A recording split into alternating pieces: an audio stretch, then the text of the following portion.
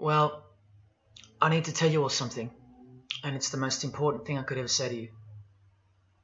In a little while, you'll know for certain that I'm putting my very life on the line and the safety of my family by sharing this with you. So I hope that buys me at least a few minutes of your precious time. If this video is taken down, it wasn't taken down by me, alright? Now I'm partly doing this to wash your blood off my hands, because God saved my life on a midnight highway one fateful night for this very cause. And He's watching, as He clearly proved that night. See, I should be dead. My sleeping driver was hurling us toward a concrete wall at 100 kilometers an hour when an angel of God was sent to wake me up from a deep sleep with just a whisper, and just in time. And for what? Not so I could win X Factor or buy that dream Porsche or marry that dream girl, but for this, for these words, for this moment, so I can tell you something, so I can warn you about something. Nothing could be more important than this. So cancel that movie you wanted to watch, skip that gym session. Don't scroll down to the next post. Just stay with me. Stay with me. Now, don't worry about the quality of the video or the audio. Just focus on the content. Listen to my voice and trust your eyes. Most of you won't care for the shocking thing I'm about to expose to you, because no one cares. No one cares. Not my exes, former friends, former bandmates, work colleagues, parents, family members, strangers. No one cares. But still, I'm doing all this for one person. One single human being out there.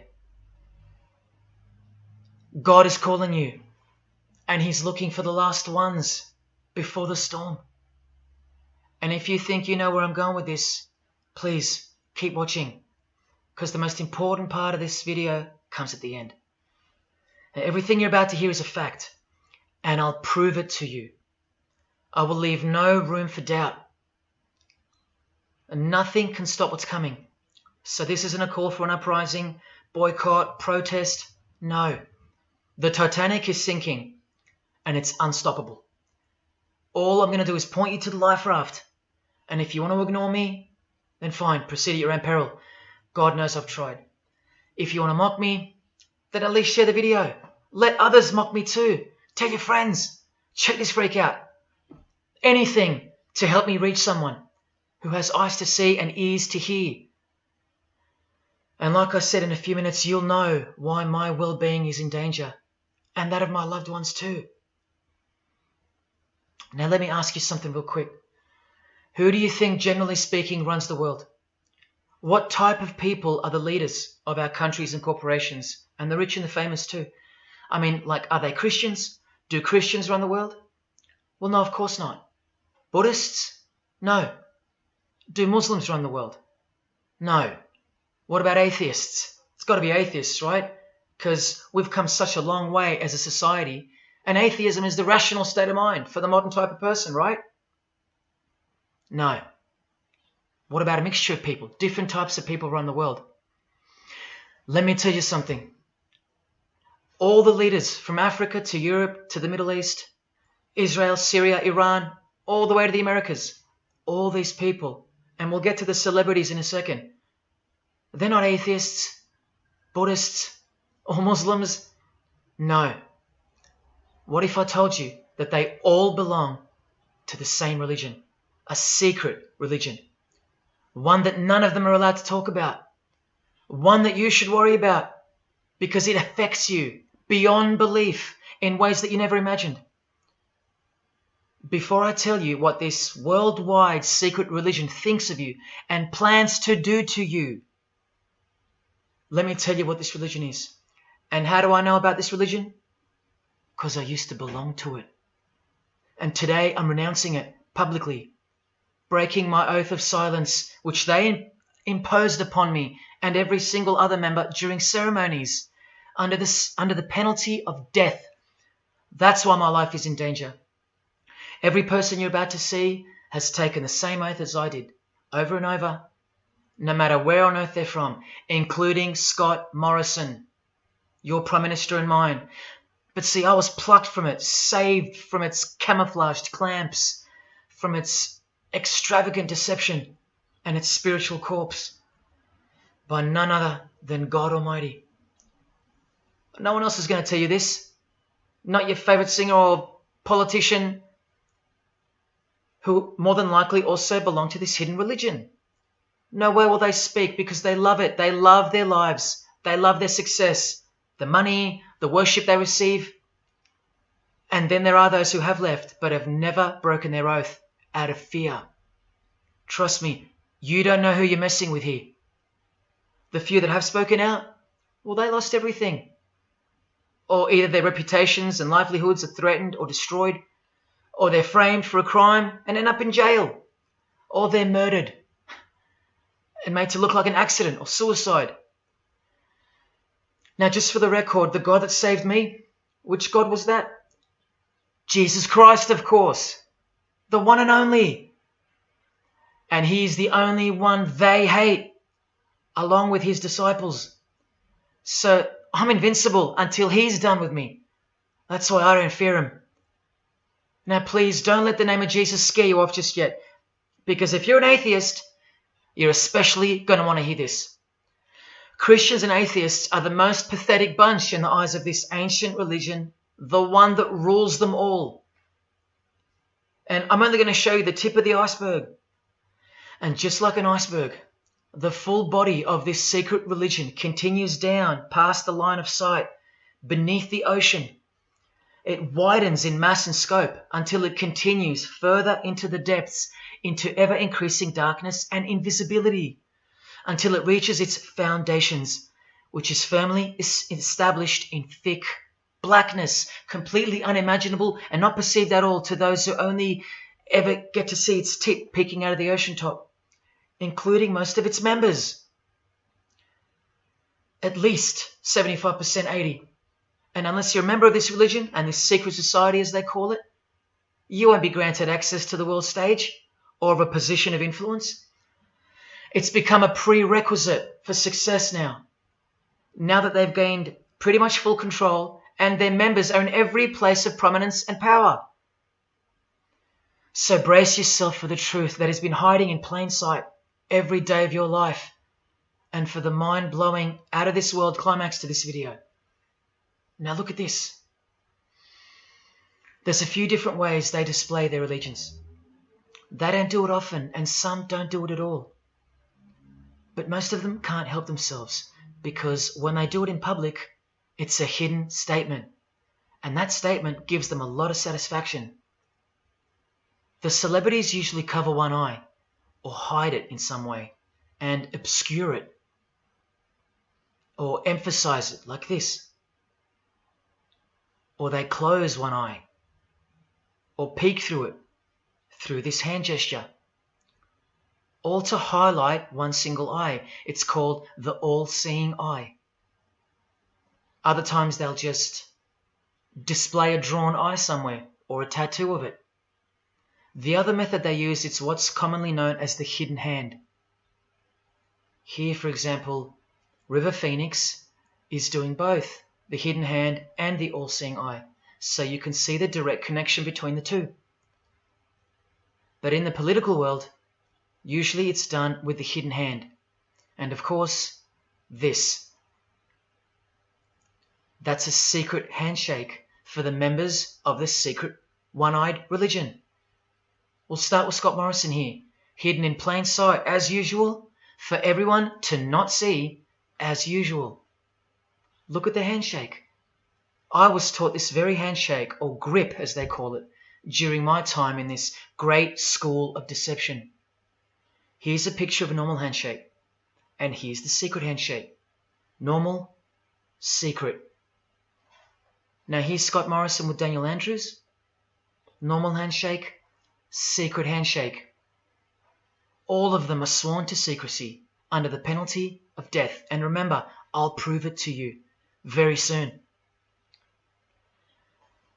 Here's former Prime Minister John Howard giving the secret handshake, and Kevin Rudd bowing down to this bloke in front of Julia Gillard. all of whom are members of the religion. And Tony Abbott, you'll see in a second, and he's Julia again. Now, I once heard Julia being asked in a brief interview on TV while she was the Prime Minister. The interviewer asked her, "What religion are you?" My ears pricked up as I was eating breakfast and I froze to hear the answer. And she actually said, with a sinister smirk, "I'm a member of a secret society. Next question, please." And what happened? Nothing. No one cared. No one cared that the person who represents them just confessed that she's a member of a secret society, when the Australian society is at large the only society that should matter. And why is it a secret in the first place? I'll show you. Very soon you'll know their beliefs, and you'll know their master plan, and you'll know why they take such extreme precautions with such hideous oaths of silence under the unbelievable penalties, including death, to stay hidden from the public. So what's the name of this religion? Well, I'll tell you right now. But keep in mind, the magic word you're about to hear only hides the true religion inside of itself. That's how it's secretly flourished to spread like a cancer around the world. It's a religion within a fraternity. The name of the international fraternity, the one that camouflages, conceals, and cloaks the secret religion inside it, is this: Freemasonry. This is their official symbol, the square and compass. Sometimes with a G in the middle, and sometimes with the eye, the all-seeing eye. This is the same eye that these people are referring to. That's where it comes from. The eye is sometimes placed in a triangle, and that's where this comes from, the eye in the triangle. Here's Criss Angel doing it, standing also next to a mate with a square and compass shirt on. Not a coincidence. This is not something Jay-Z invented. This is the religion Jay-Z belongs to, and proudly, as you're about to see. The Freemasons also place the eye at the top of a pyramid because the Egyptian pyramid is integral to their secret system. Here it is on Criss Angel's shirt and Madonna's jacket. That's a Masonic symbol. The Freemasons are sometimes called the Masons for short. It'll all come together and make sense really soon. Here it is hidden in plain sight at the Australian MTV Awards. And this is the MTV headquarters, by the way. Trust me, there's no doubting this. Here's the same eye in a pyramid on a Crowded House logo. Yes, initiated Freemasons. Here's the eye on the Harbour Bridge for a New Year's Eve gig. And I wonder what that eye could be referring to. So what's the connection? The religion is the connection, the secret religion. And you'll see. Prepare yourself for an incredible revelation and the amazing climax that comes at the end of this video. Now this is where the Freemasons are counting on you to lose interest or roll your eyes and move on. Because in their beliefs, the uninitiated, meaning you, are ignorant and stupid compared to them. You're technically called the vulgar and the profane. Please prove them wrong. Prove them wrong. And stay with me just a little longer. Now the secret identity of this one eye lies in the heart of this religion that lives, breathes, feeds and grows deep inside of Freemasonry. And Freemasonry camouflages it very successfully. So it goes undetected and undisturbed until it ultimately fulfills a thing called the Great Work. That's what they call it. And they will succeed very shortly. Nothing can stop it now. And I think some of you can sense that something's coming. And who do we trust more than anyone in the world right now? This bloke. And there he is, giving the sign of the hidden hand in front of the whole world. The hidden hand sign is technically called the sign of the Master of the Second Veil in Freemasonry. Veil, get it? Meaning hidden. Now, am I saying that this thing that's happening in the world isn't real? No. I'm saying this. Spoken like a true Freemason. And you remember this guy? A safe place and a dangerous place. We must treat this new world order, this new world of COVID, we must treat this new world of COVID even in our own homes. So what is this New World Order that he accidentally mentioned? It's common language in Freemasonry, and it has been for a long time. For at least this long. Since the US $1 bill. Hidden in plain sight, complete with the pyramid in the eye. It's the ultimate goal of this religion. And I'll show you what the great work is, at any cost. And Australia, like every other country, is now up to its neck in this pyramidal, one-eyed, occult religion. You think there's nothing hidden on our own money? What about this shadow of a bloke? Who's he hiding in the background?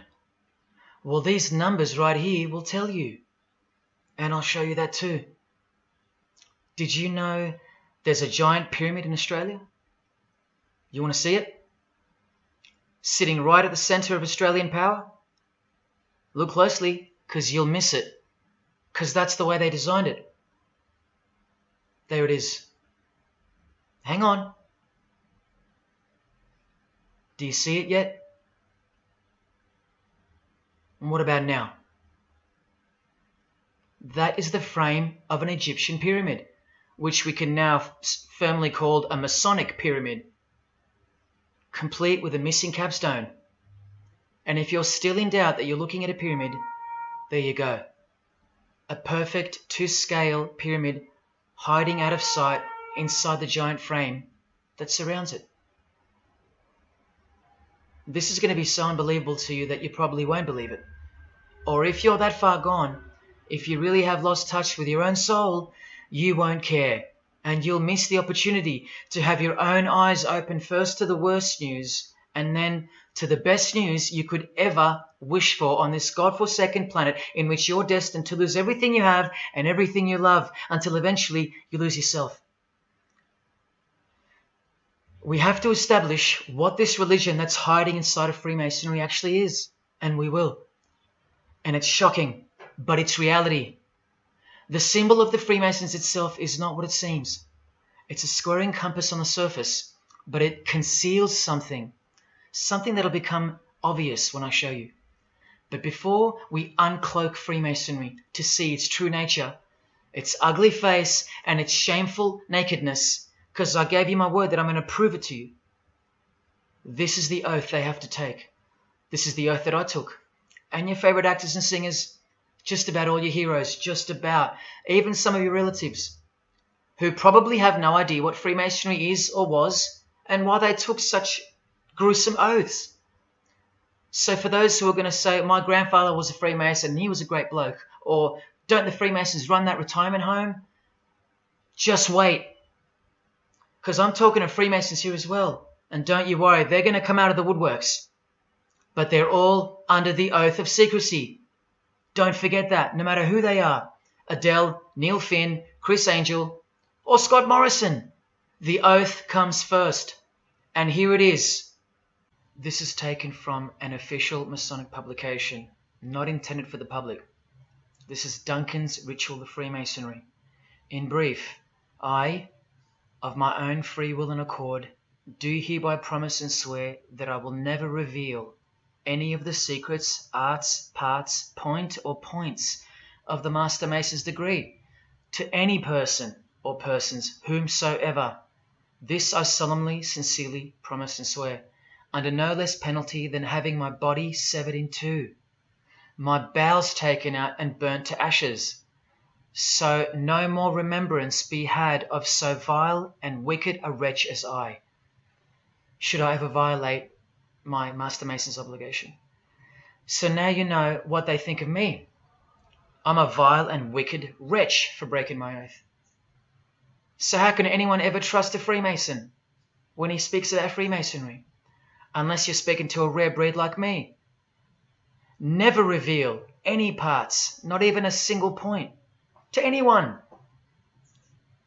Here's another penalty from another degree, this time from Richardson's Monitor of Freemasonry, a legitimate Masonic publication for instructing and laying out the ritual. binding myself under no less penalty than having my throat cut across, my tongue torn out by the roots, and my body buried in the rough sands of the sea. These are the penalties they swear to. And yes, the Lodge has penal authority to execute. This is how they look when they're initiated. They have to remove all their clothing and jewelry, including wedding rings, crucifixes, the most meaningful things to them, no matter what. They have to go, because complete allegiance to the society is required. You're blindfolded at every initiation because you symbolize someone who lives in utter darkness before you receive the light of Freemasonry. And that light will become so obvious to you in a bit. The secret that is being unveiled by incremental degrees to the candidates in the Lodge is staring us in the face in daily life. And that truth is pretty scary if all you know and all you have is this world. But they know much more than that. At one point, when the blindfold comes off, this is what you're surrounded by. Blokes dressed like this, holding swords to your face. And that's nothing compared to what comes later. So your own wife or daughter don't qualify for discussion in these matters, unless they too are initiated to the same level as you. So please don't tell me that your grandfather or your neighbour is a Freemason and that there's nothing wrong with Freemasonry. How would you know when they're under oath never to reveal anything to anyone? The whole successful system is constructed by the art of lying to the public and to their own members of lower degrees. And we trust these people. Now here are the illustrations for the signs and handshakes. And you only receive them after the oath has been taken. This is the sign you do upon entering and exiting the ritual room while facing the Grand Master. It stands for throat slit, and it goes like this. A continual reminder of where you are and what awaits you if you have a change of heart or rebellious spirit. And here you have the illustrations of the secret handshakes. Look familiar? And this is the sign of the Master of the Second Veil. See? Purely Masonic. You don't pick this stuff up off the street. Now this is how it's generally executed in the public arena.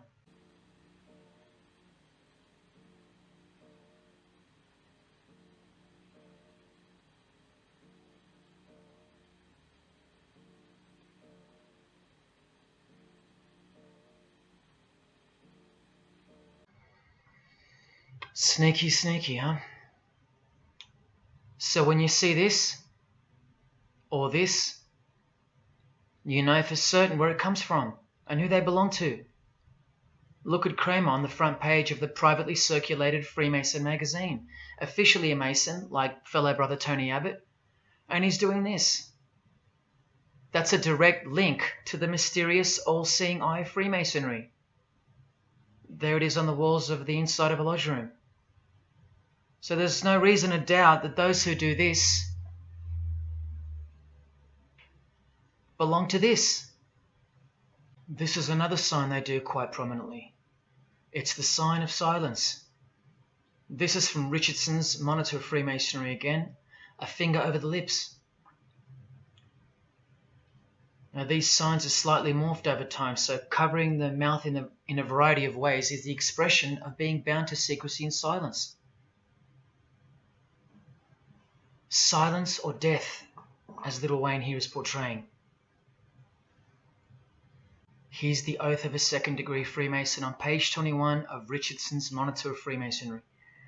Binding myself under no less penalty than having my left breast torn open and my heart and vitals taken out, thrown over my left shoulder, should I wilfully transgress any part of this my solemn oath. In this degree, the penalty is to have your whole body dissected, bowels removed and heart cut into pieces and thrown into a field where you are eaten by animals, all to protect the secret religion of the rich, powerful and famous. In the Knights Templar degree, the penalty is to have your head cut off. Listen to this penalty. And this one has happened throughout history more than any other, because it works so well without having to resort to death or the threat of death, and it's easier to execute. Now this applies to all areas of industry. It's done through the ruining of your reputation by fellow Freemasons, pointing him out to the world as an unworthy vagabond, by opposing his interests, making life very hard for you, by deranging his business, by transferring his character wherever he may go, and by exposing him to the contempt of the whole fraternity, the secret society, and the world. Wow! How many people do you think they've threatened, ruined, framed, cheated, and utterly destroyed to protect their secret religion? And in case you think the Masonic Lodge hasn't got the authority over the initiates, especially the ones in the higher degrees, this is from the Encyclopedia of Freemasonry. Under mandate, the orders and decrees of the Grand Master or of a Grand Lodge are called mandates, and implicit obedience to them is a Masonic obligation. And in Sickles' Monitor of Freemasonry, you plainly see they have a right to kill. A lodge has a right to exercise penal authority over its members, exercise the penalties. So don't let a Mason tell you, oh no, that's just symbolic, the oath. Their laws are above the law of the land, and the proof are the oaths themselves. Because in normal society, you can't ask someone to accept having their throat slit as a penalty in order to be a member of any club or workplace. Unheard of. But not in Freemasonry, not in the secret society world. I told you, you don't know who you're dealing with and what's coming for us all. Here's what they think of the public. Here in speaking to the candidate, it's stated, but have a care not to defile the sanctuary by a spirit of curiosity, meaning don't try to join us just for fun. And take care not to increase the number of the vulgar and profane, meaning don't invite too many outsiders to join because they're vulgar and they're profane. This is more or less an invitation-only fraternity. Here from the Encyclopedia of Freemasonry again, written for Masons only and written by 33rd degree Masonic legend Albert Mackey, stating the same thing. Masonic definition of profane. One who is ignorant of the sacred rites of Freemasonry. One who is not allowed to enter the temple and behold the mysteries. And here, being uninitiated. That's the world at large. And here from this old ritual book written by the same legendary author, in the 33rd degree initiation, the Mason drinks wine from a human skull,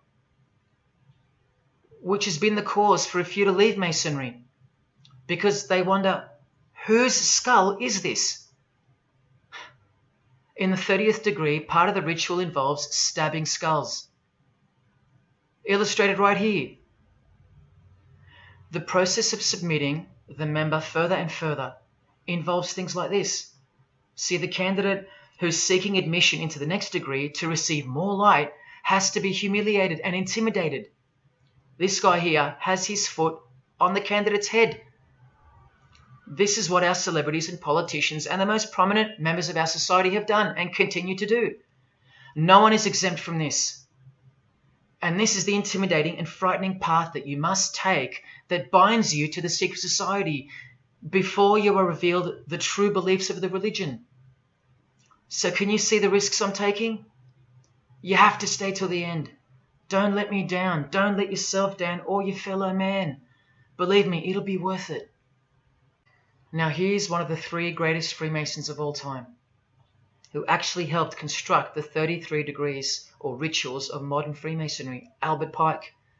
A hideous man with a deeply complicated mind, and one who will soon help you to see who they really are. This is how important he is to Freemasonry.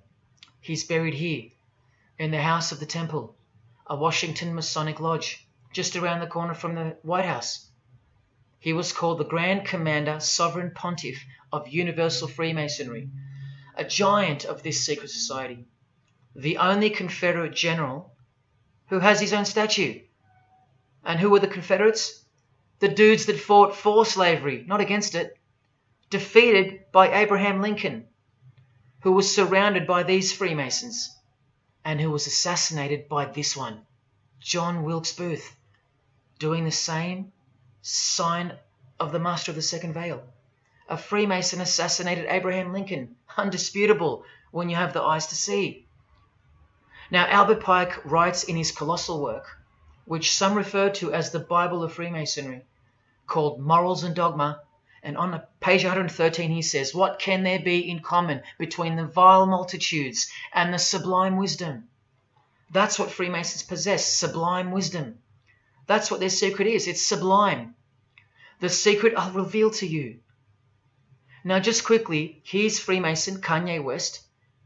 Here he's giving the Masonic grip to his brother Mason Jay-Z. Look at the lapel he's wearing in this picture. It's the same double-headed eagle as on the front cover of the so-called Bible of Freemasonry, Morals and Dogma, written by the Grand Commander Sovereign Pontiff of the religion that Kanye and Jay-Z have been sworn into and thus granted access to international success. His Christian conversion isn't what it seems, and you'll soon see what job he has to do. Now look at what else Freemasonry thinks of the uninitiated, from the words of the Grand Commander himself. The truth must be kept secret, and the masses need a teaching proportioned to their imperfect reason. I hope you're listening, because we're about to get going here. These truths were covered from the common people as with a veil. There's that veil again. And the mysteries were carried into every country. Freemasonry was secretly imported from the East into the whole world to weave its web in the darkness to increase and advance its agenda. The sages, meaning the enlightened ones, always had an esoteric creed, unknown to the vulgar. And here he says, to the end that the vulgar heard, seeing might not see anything, and hearing might comprehend nothing. Are they right? Am I wasting my time, laying it all down for nothing? Because they know you so well? Your favorite celebrity and politician's secret religion is beyond the reach of the vulgar. Vulgar is what you are to them. He won't tell you. She won't tell you. And they won't tell you.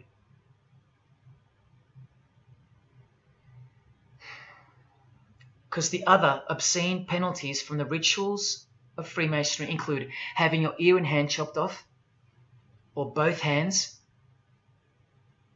being hung in your own home, and my personal favorite, having the top of your skull cut off so your brain is cooked in the sun. Now, can you imagine what they're hiding? And then the ritual monitor goes on to illustrate the same secret handshakes and signs. Hidden hand, sign of silence. These people mocking us, sometimes to our face with their symbolism, while we respect them, admire them, and sometimes even love them and idolize them. All of them partaking in the same initiation rituals, to belong to the secret society, a prerequisite for success, to belong to the religion that gives you everything you want, everything your heart desires. While the Gospels teach accurately that the heart is wicked. Now here is a practical example of how Freemasonry comes first, even above the title of president. Here's a portrait of George Washington doing the sign of the Master of the Second Veil, and here, Freemason, before and above president. And if you think that's just by chance that they put the word Freemason above president, then here, read this genuine quote from Harry Truman. This should tell you how deep the consequences of Masonic initiation go and what lies deep within. It's Freemasonry above everything else. There's the Queen showing her allegiance over and over. And here's the Queen leaving a very special hospital with a very special nurse. And this was the Queen's father, fully dressed in his Masonic regalia and that God-forsaken apron they wear, which also hides something, just like the square and compass. In fact, what the apron hides is what the square and compass really represents. And it's staring you right in the face. Can you see it yet? Prince Charles, handshake, hidden hand.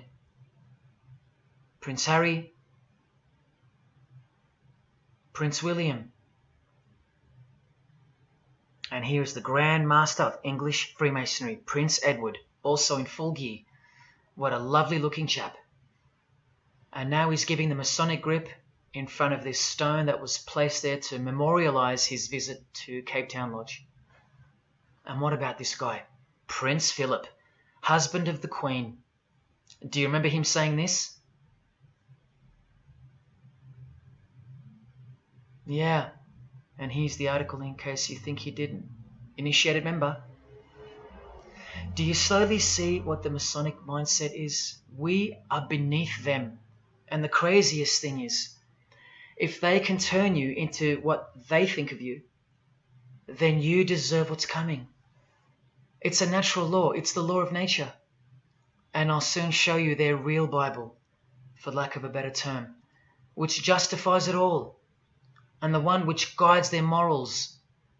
And it makes a lot of sense, because the power of the deceptive phenomenon of Freemasonry lies in the fact that it contains real truth, intertwined with untruth. Now, this actual book that guides their morals and plans, it isn't written by hand, and it's been around longer than the Bible. So they think it's purer, sublime as they call it. And it's the foundation on which the religion is built upon. And that Bible, so-called, that unwritten Bible, is the key to unlocking its secrets. I'm going to hand you that key. And it's all going to come together like a flood. So they're going to own it all by their own words and actions. And they're going to introduce us to a new system of life, but only after a number of shocking events take place, which I'm so close to telling you about. But first, I have to tell you the name of the secret religion and the identity of the I. Now, for the few of you that think of hospitals and charities and nursing homes when you hear the word Freemason, a word which I soon hope to never speak again after this video, well, it's a front, a cover story, and like everything else in this presentation, I'm going to show you. This too is for the poor Freemasons that are going to have the call to make an appearance in the comments section trying to defend their beloved fraternity. This is 33rd degree Freemason Manly Hall, who was named Freemason of the Century by the Scottish Rite Journal in 1990. And you'd be surprised how many Masons have never heard of him, because they don't bother entering the Masonic library and searching out the mysteries themselves. These same Masons think they know something, and they parade themselves on websites and social media, calling people like me, oh, he's just an anti-Mason, anti-Mason. Blind fools at best, deceivers at worst. Well, the Freemason of the Century wrote in this book and in this chapter, Freemasonry is a fraternity within a fraternity, an outer organization, concealing an inner brotherhood of the elect, one visible and the other invisible. The visible society is a splendid camaraderie of free and accepted men and women, enjoined to devote themselves to ethical, educational, fraternal, patriotic, and humanitarian causes and concerns like hospitals and charities.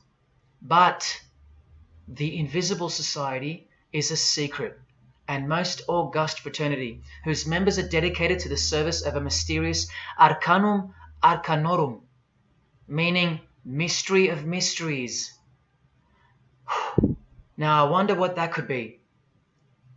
So once again, don't listen to the lost or deceptive Masons that'll come here trying to cheat you from the truth, telling you that I don't know what I'm talking about or calling me an anti-Mason.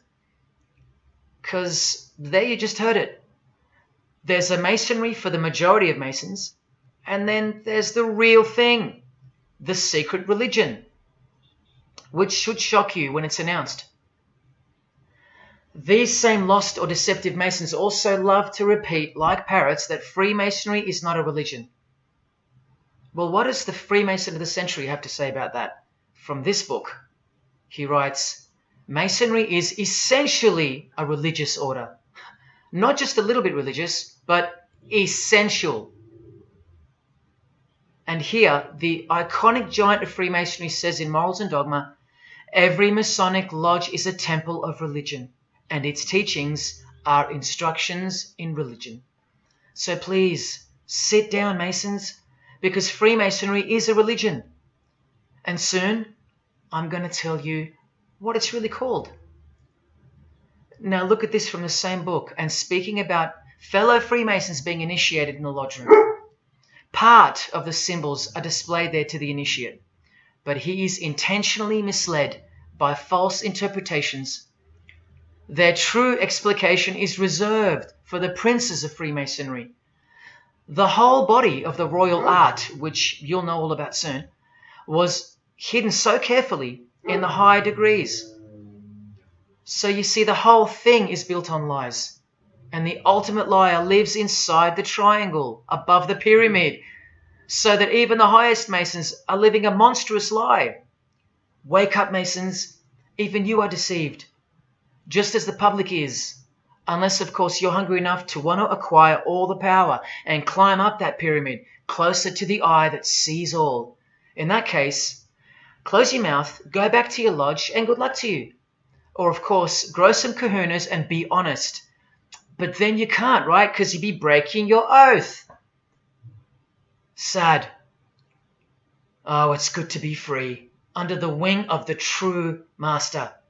Stick around if you're interested, and you'll get to see some wonder.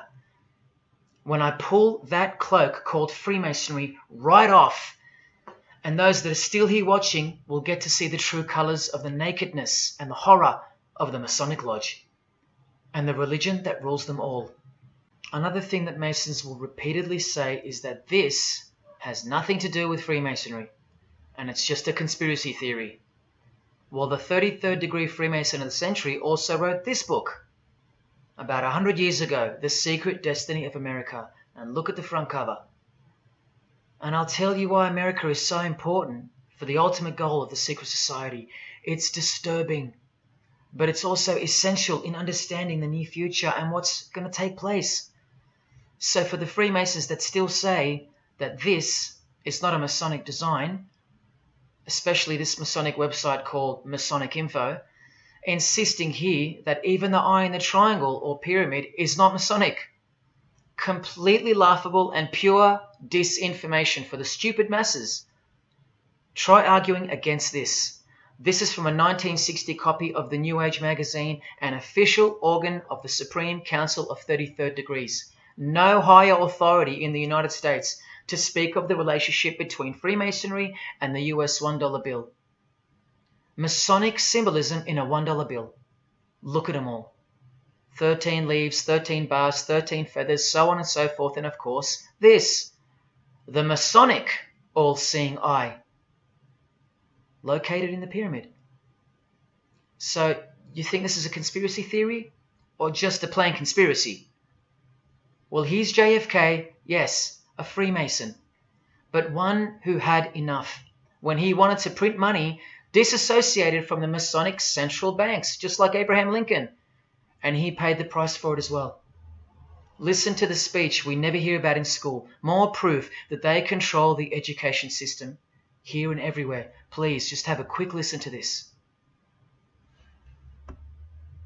Ladies and gentlemen, the very word secrecy is repugnant in a free and open society, and we are, as a people, inherently and historically opposed to secret societies, to secret oaths, and to secret proceedings. For we are opposed around the world by a monolithic and ruthless conspiracy that relies primarily on covert means. I am asking your help in the tremendous task of informing and alerting the American people.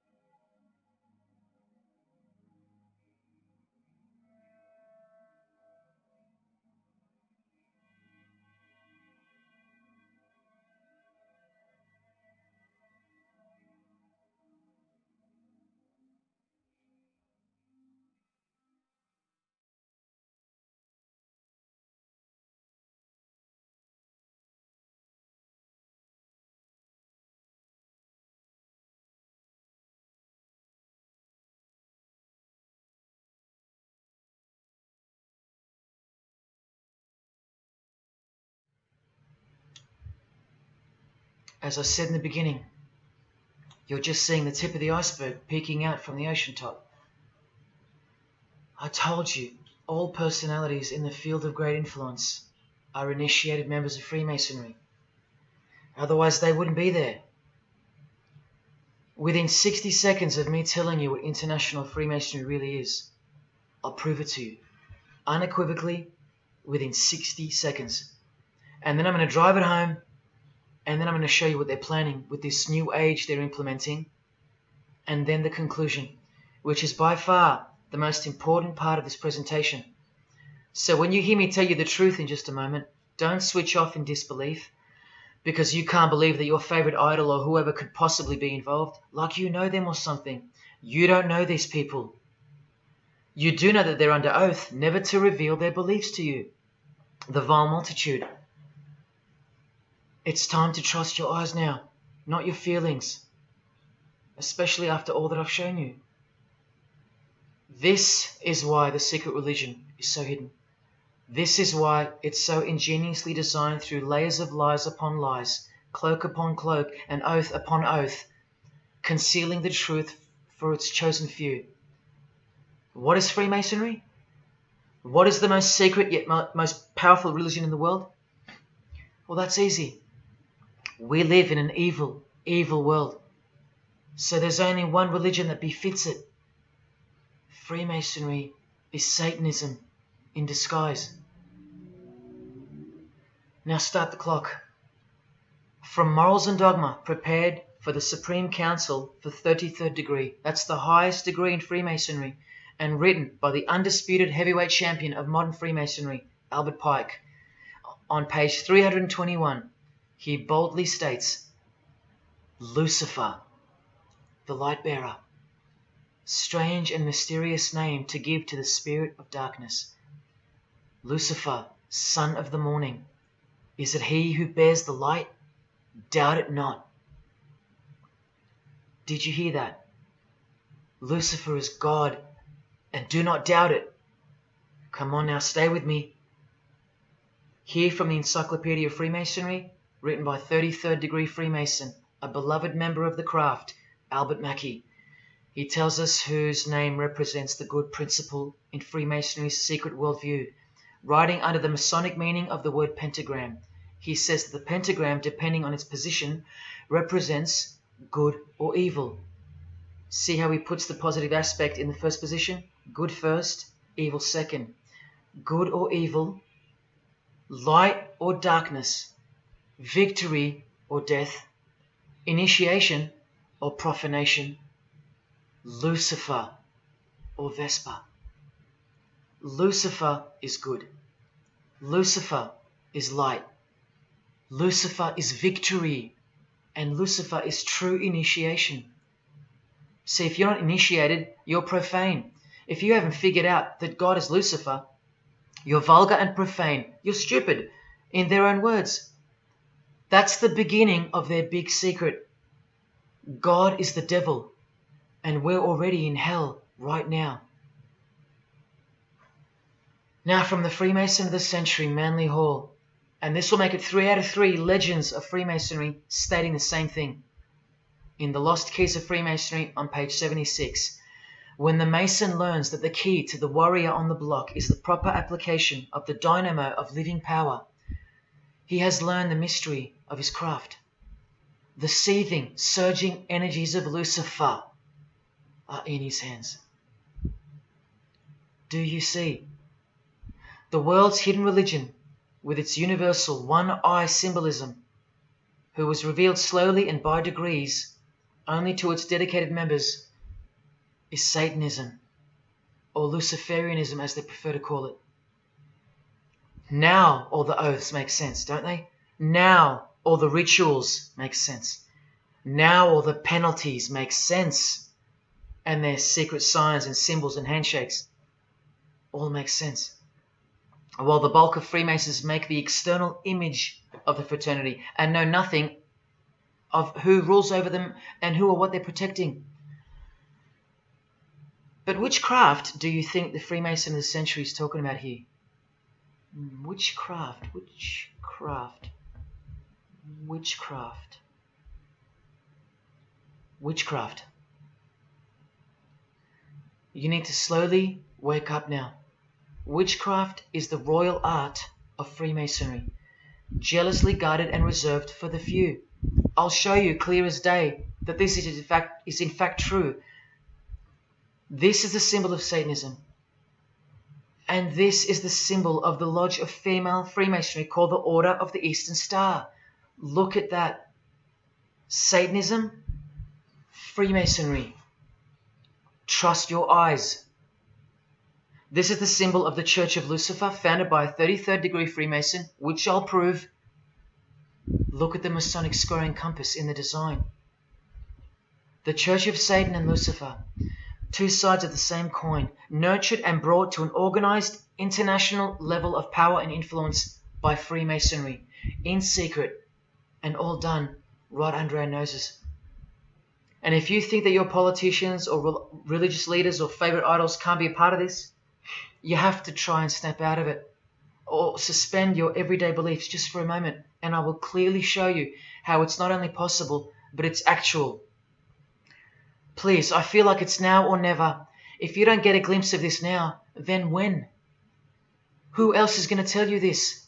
When will you next be confronted with this? This is reality.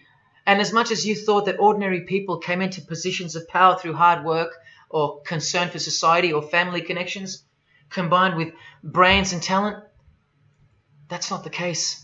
That's the fantasy. This is the reality. They all go through Freemasonry. You think that Sam Worthington was so talented that he was picked over all those American actors to star in Avatar? Of course not. He was a Freemason. And so was the director, James Cameron, of the highest caliber. You have to remember that to them, Lucifer is good. Lucifer is the liberator. Jesus is the suppressor. Lucifer is pure love. Jesus is impure love. Lucifer left heaven for you. Jesus was crucified because he was a false Messiah. The world has always been deceptive, and we have been magnificently deceived. Here is an incredible example. Pay attention. This should blow your mind. Charles Darwin, the father of atheism and rationalism, was an initiated Freemason, doing the hidden hand of Freemasonry in this picture, and the vow of silence in this one.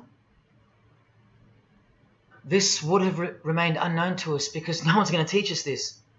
But now we have the tools to see his beliefs, not through his words, but through his signs and symbols. I told you they can't help but to show off their allegiance, because they think we're stupid, vile, and ignorant. And I've proven that to you as well. So once again, are you going to prove them right by switching off and ignoring this? Well, unfortunately, more than 90% of you will. But what I'm giving you here is priceless knowledge, because no amount of money or success can substitute its importance. And I'm risking everything but my own salvation to share it with you. If only for the few of you. Think about what you've just seen here with Charles Darwin, because I don't know if you got it.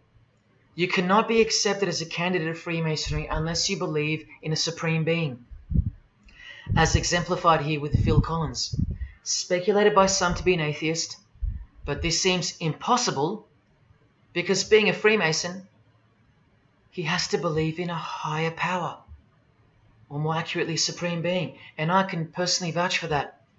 And look here in the Masonic Oath itself.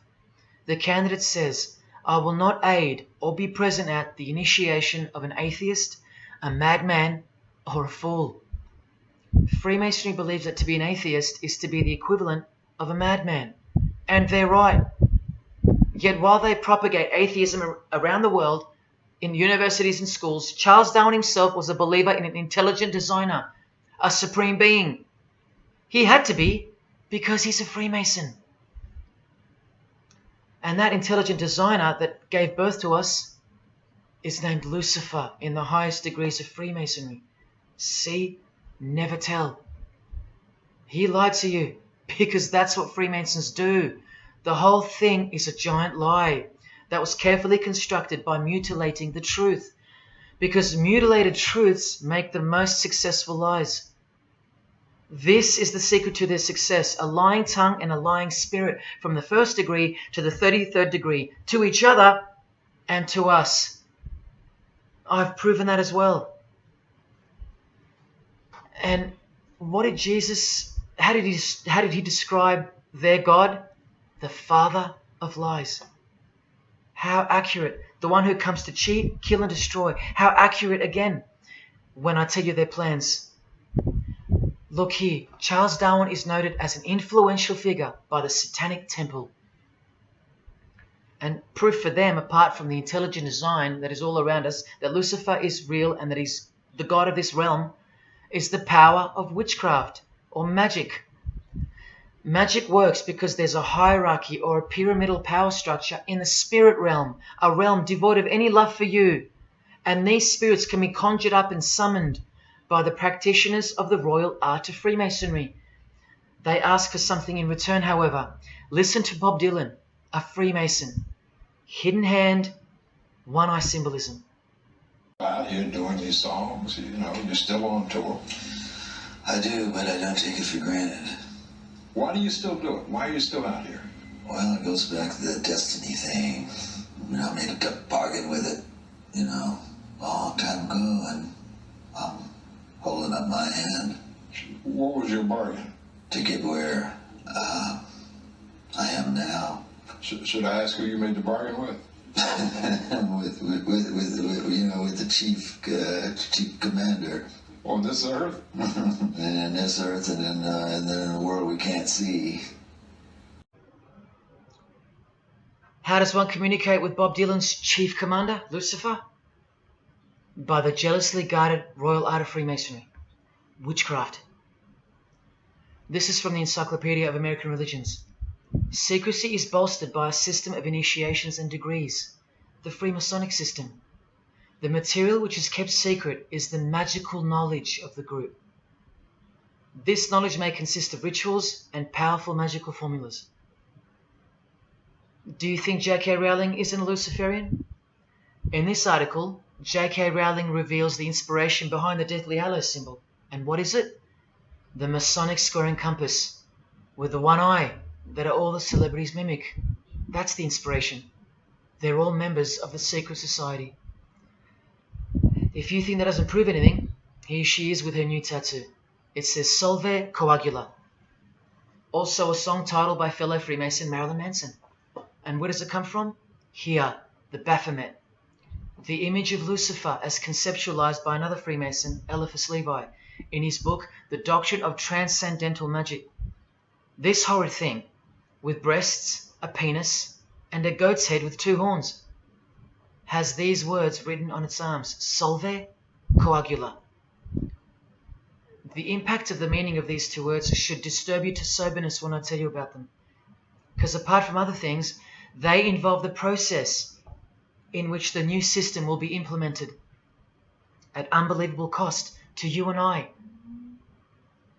Here's a statue of the Baphomet at the temple, Satanic Temple, complete with 2 little kids admiring it. That's J.K. Rowling's religion, Satanism. The secret religion for the highly evolved and the highly successful. Welcome to the real world.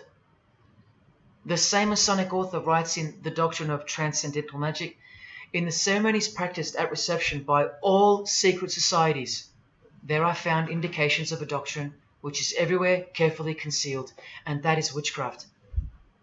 And in his History of Magic, he tells us it is the royal art. And that's what Freemasonry calls it. And where did he get his inspiration for the Baphomet? From the Knights Templar, another secret society who were banned, and some of its members were executed in the 1300s for glorifying evil, as it's openly stated here in the Satanic Rituals. And where do modern day Knights Templars reside now? Within high degree of Freemasonry, right here. Again from the encyclopedia, and listen to this. The continuing impact of speculative Freemasonry, which means modern day Freemasonry, provided fertile soil in which new magical orders could grow. Magical orders, meaning other branches of secret societies, of which Freemasonry is the umbrella. because Freemasonry is the king of secret societies. Just like JFK tried to tell us, it's the prestigious channel that one must go through. And it is the reason that the oldest religion in the world has made a colossal comeback and is now on the brink of success, which, as I said, nothing can stop now. And again from the encyclopedia, the groups wear ritual garb and meet in magical lodges. And where do Masons meet? In the Masonic Lodge. Like here with a magical pentagram on their checkered floorboard. Are you believing your eyes, or are you making excuses? Here's another statue of the Baphomet at a satanic temple doing the sign of the horned god Lucifer. The hand sign mimicking the horns on his head. And of course, the upside down cross. And here's Barack Obama doing the same sign. And the sign of silence with a twist. Who do you think he's mocking here? You and I. But mainly Christians. Because Christianity is the one force that has stood between you and the inconceivable horror that is awaiting us and is on its way. Here's an article on Barack Obama, and that's his hands adjusting his presidential seal. And there's his Masonic ring, and the sign of the devil's horns, over and over. Freemasonry and Satanism are intertwined. Look at these Masonic politicians throwing up the devil's horns. George W. Bush. Look how sneaky and sinister the look on his face is here. And the manner in which he's delivering the sign. In front of the whole world. Is he a fan of rock music? Is he saying I love you in sign language for the deaf, like some people like to say? This is his fraternal order called Skull and Bones, also known as the Order of Death, where you lie naked in a coffin with what's called a temple prostitute during initiation. Clearly a Masonic order, with this guy displaying the hidden hand of Freemasonry. In Stanley Kubrick's last movie before his death, he's telling you that all prominent members of industry, including politics, as the movie goes on to show, are members of a satanic secret society. In it, he shows the members engage in an orgy and feast after the ceremony of dedication to their horned god. To identify which secret society he's referring to, he leaves the clues in the artwork. Not once, not twice, but 3 times. The One-Eyed Religion. And who do you think the title of the movie is dedicated to? None other than the stupid, ignorant, and uninitiated masses watching the movie. And you know it now. He knew that when we'd leave the cinema, we'd be commenting on the performance of Tom Cruise, or giggling about the orgy scene, or just being disappointed because the movie went too long, or some other meaningless critique with eyes wide shut. Look at the cover of his other movie, A Clockwork Orange. The eye on top of the pyramid. And on his shirt, the word devil in Italian. Let me take it up a notch, in case this isn't registering. Listen to the founder of the Satanic Church, Anton LaVey, tell us in his book, The Satanic Rituals, which is a companion to the Satanic Bible, Masonic orders have contained the most influential men in many governments, and virtually every occult order has many Masonic roots. This is back in 1972 he said this. Now 40 years later it should read all governments, not many. And why is the founder of the Church of Satan talking about Freemasonry, the most respectable and charitable fraternity in the world, that no one seems to talk about and that we never hear about in school? This is why. Because the Satanic Ritual is a blend of Gnostic, Kabbalistic, Hermetic, and Masonic elements. That's crazy, because Freemasonry is a blend of Gnostic, Kabbalistic, and Hermetic elements too. Any Masonic writer will confirm that. But how can that be? Because Freemasonry is Satanism in disguise. On page 106, every rite of the Black Order employed Masonic principles. Every rite of these Black Orders, one of which was called Freunden von Lucifer, which translates to Friends of Lucifer. And guess what? There are numerous manifestations of Satanism in Masonic ritual, including the goat, the coffin, and the death's head. Please awaken, O sleeper, and let the glorious light of the truth dawn upon your sleepy eyes. How did Freemasonry get away with this? Just like Jesus, the greatest enemy of theirs, said they would, by dressing the wolves as sheep. A satanic underground carefully cloaked in Christian trappings. That's how Freemasonry got away with it. We can't find out about it because they run the media and the education system clearly. John F. Kennedy was brutally assassinated after he attempted to inform us that we are opposed around the world by a monolithic conspiracy. Did he know that Lucifer was the god of Freemasonry? I don't know. The Grand Master of my lodge, who was the mayor of the city, was a 32nd degree Freemason. That's one short of the top, one short of the true beginning of the secret religion, and he had no idea what Freemasonry really was. After 42 years in the lodge, they never invited him into the 33rd degree initiation because he couldn't see past the Christian trappings, as they were designed to do exactly that, trap the Christian, or trap anyone else who was too sensitive to behold the truth. Thus, Freemasonry could halt their progress at any time without suspicion because it's a rare thing to reach the 33rd degree, and every Freemason knows that. So that there are no rude awakenings that take place with those that aren't ready to embrace Lucifer as the true god of Freemasonry and the world. This is an ingenious system, birthed by what must have been demonic inspiration. Anton LaVey says that this ingenious system I speak of serves as a rudimentary screening process for organized Satanism. Exactly right. It's a filtering process, as I've said earlier. An international filtering process from which men and women are picked and permitted to enter the world stage. And I'm saying all this for those who naively think that politics and magic ritual do not mix. That's the founder of the Satanic Church. He admits that. Admissions that were never heeded because no one cares. How else did the Freemasons pull the wool over our eyes? The companion to the Satanic Bible tells us that as well. By filling the world with fools. And who's the biggest fool in the eyes of Freemasonry? An atheist. From the Encyclopedia of Freemasonry. One who does not believe in the existence of God. Such a state of mind can only arise from the ignorance of stupidity. All this time, you're laughing at Christians, and the Freemasons are laughing at you. Here's Brad Pitt, wearing his Masonic ring and covering his eye. Now here's a genuine quote from Brad Pitt, the Freemason. In short, I could really try on something different for myself. That was Satanism. It's working out really well. I made a pact. That's why. You don't believe him? Bob Dylan does. And the hand sign they all do. Allow me to show you what it symbolizes. And now that you know what you know, it should make sense to you. It stands for 666. Yes, indeed. Satan's number, foretold by Jesus Christ. Now just hang on, let me prove it to you.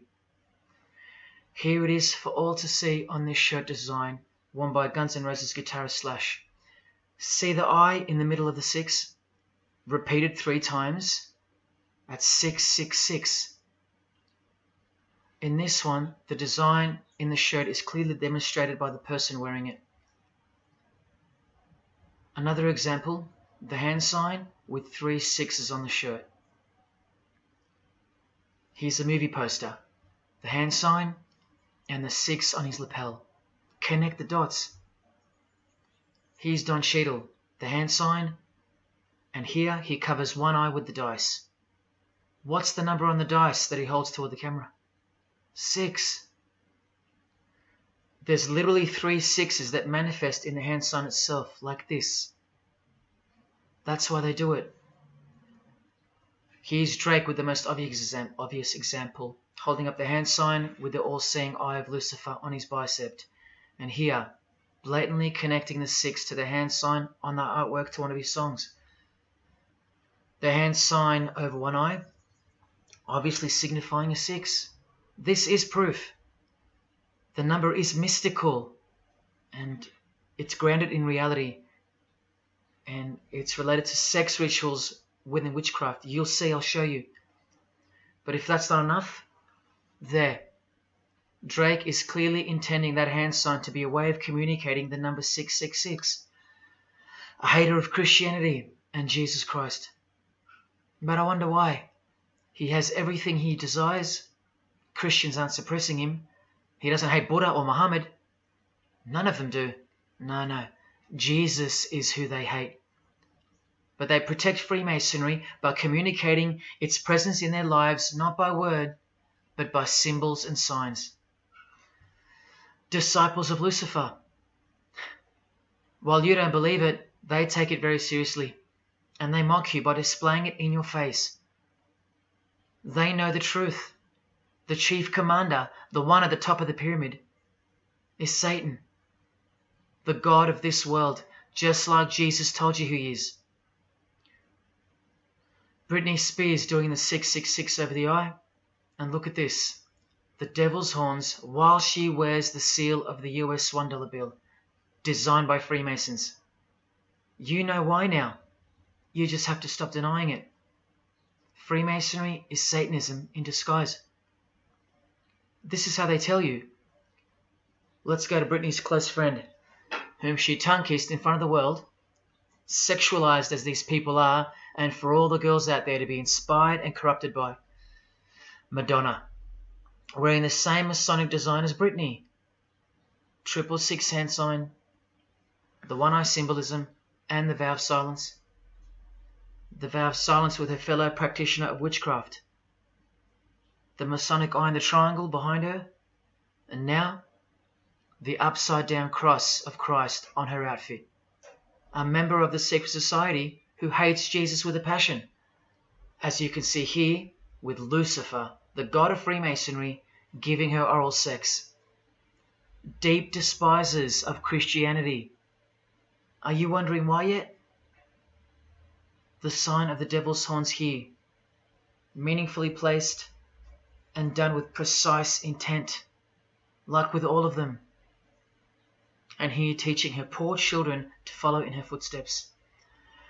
Truly only God knows how many young people she's perverted in her career, all orchestrated by Freemasonry. Here's the founder of the Church of Satan again, Anton LaVey, showing the horn sign. The horned god of the witches, as illustrated by Una Woodruff in her book Witches. And here, with a member of the Agora sect of Hinduism partaking in a ritual of the oldest religion of the world. She's drinking blood here from what? A human skull. Sound familiar? That's right. That's what all the high-level Freemasons do, except they use wine, until they themselves are invited into the secret religion. It's ritualistically done to gain magical abilities, not a myth. And look at her hand sign. It's also known as the El Diablo. Do you still think this hand sign is a joke, or it's misunderstood or misrepresented by people like me? Look at the cover of Anton's other book called Satan Speaks. Look at the eye. He has one eye emphasized. Can you see? What about the image of Lucifer in the Satanic Temple? Look at the right eye. It's darkened. You ready for this? From the Bible. And this passage is thousands of years old. Woe to the worthless shepherd. His right arm shall be completely withered, and his right eye shall be utterly darkened. Where do you think this hatred for Jesus comes from? Do you think it's because we've outgrown it? Or because it speaks the truth? Who do you think this worthless shepherd with one eye darkened is? And who said, I am the good shepherd? Who said that?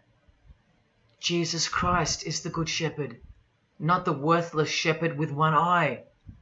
You think this is all just a coincidence? Just hang tight a little longer and you will see some wonder. Here's Anton LaVey with Freemason Marilyn Manson, and here's Marilyn covering his eye. In case you forgot that this is the eye of Freemasonry, the international religion they all belong to.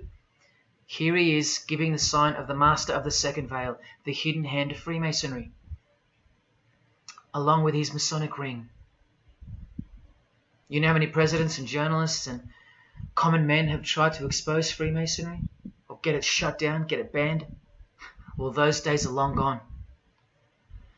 Marilyn Manson, the Freemason who tears the Bible into pieces on stage during his performances, he captured the fundamental purpose of Freemasonry's existence very well when he said in an interview with Spin Magazine in 1996, "Hopefully I'll be remembered as the person who brought an end to Christianity," echoing the dreams of grandeur, just like his spiritual father. Now Kesha, one-eye symbolism of Freemasonry, the eye in the triangle, and the sign of silence. So she's a member. And behold, an inverted cross in her music video, inverted cross on her outfit, and a satanic pentagram on this outfit, just like the symbol of female Freemasonry. You think none of these Freemasons look like witches? Really? And none of these witches in the making? Remember, 90% of them don't know what they're serving, or what they're doing there, or why they're taking oaths of such silence and such penalty. Avril Lavigne does, showing her allegiance with the one-eye symbolism, participating in lesbianism in a video, influencing the masses, subtly stealing our innocence. And what's on her helmet? One eye. And doing the El Diablo with pentagrams at her concert. Anthony Bourdain with his one-eye symbolism, he was openly a hater of Christianity. And what kind of woman would suit a man like this? Well, a fellow member of the secret society who hates Christianity too, of course, Asia Argento. One-eye symbolism, again and again.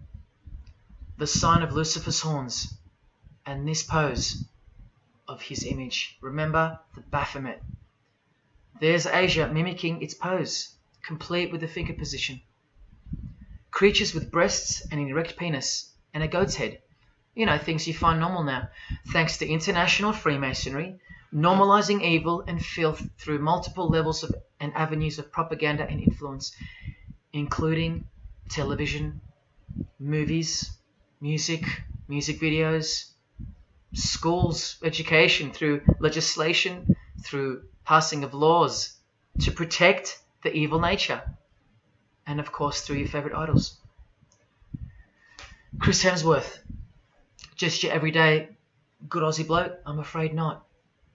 One-eye symbolism and the sign of silence, both of which mean he's taken all the disgusting oaths of Freemasonry under the penalty of death, thus catapulting him over the competition, never to promote Christian values or Jesus Christ again.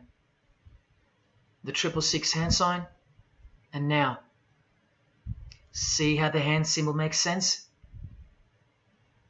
Amber Heard, who was married to this Freemason, who's best friends with this Freemason. I told you they only date, marry and associate with their secret society. Here with the 666 over one eye, and this tweet. I think it's a tweet, I don't know. Look at the one eye closed, darkened if you will, and identifying its meaning with the devil's hand symbol. Of course, she camouflages the whole thing with her misdirecting words for the dumb masses. But we can see through that now, right? Oh, look, it's Elon Musk replying. He's a fan of Amber Heard. Or is there more to it? Good sign, he says. The sign of the devil's horns. The fertility god. The sex god. That's what he's referring to. Why on earth would he point that out?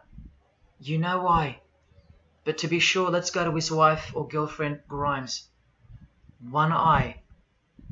And whose eye is it? You know that too now. The God of this world, who hates Jesus Christ just like she does. 2 inverted crosses of Christ and the pentagram. And what about Elon's mother? Of course, all members of the secret society. Most of us who never even knew it existed. Blink-182 initiated member with some of his secret brothers from the lodge. Vow of silence. Sign of the devil. Cyndi Lauper, all-seeing eye. Vow of silence. the sign of the god of this world. Christian Bale, who thanked Satan at an award show, doing the sign of the master of the second veil, the hidden hand of Freemasonry. Ashley Tisdale, all-seeing eye, social media post, and hanging out with her boyfriend, who proudly wears the satanic cross. You think they belong to the same religion? Of course they do. Bonnie Wright, one eye and the satanic horns. John Cleese, I include him here because he's a well-known hater and mocker of Jesus Christ and Christianity. He got rich off it, and he's a proud Freemason, showing his allegiance. Motley Crue, Nikki Sixx, Tommy Lee, Vince Neil holding a cross upside down, and their album cover. Secretly Freemasons under oath while promoting Satanism in the open, doing their job and influencing the masses to hate Jesus and Christianity and to live a life of sin through seduction of their music. Secret Society member Jimi Hendrix hiding one eye and telling you about the secret powers of music. Nirvana, Kurt, bass player Chris, Dave Grohl, Dave and Jack Black making the sign of the pentagram, a geometric tool used in the magical curriculum, and Dave wearing his upside down cross. Hard to listen to all those beautiful songs he's written now. Courtney Love and her daughter glorifying the symbol of Satan, and Nirvana discovering something on a road trip while covering some numbers up. Proud Satanists, all secret Freemasons. Here's Quentin Tarantino. Now that we know what we know, can you see through this picture to reach its true meaning? The all-seeing eye, whose identity is revealed by the hand gesture, which is 666, with the vow of silence and throwing up the devil's horns, which I hope you can finally see means something. Share. Can this get any more obvious now? The sign of the vow of silence being made with the sign of the devil, telling you that the secret which isn't to be spoken of is Lucifer, right there in front of you. Speaking through signs and symbols, like Confucius said, signs and symbols rule the world, not words nor laws.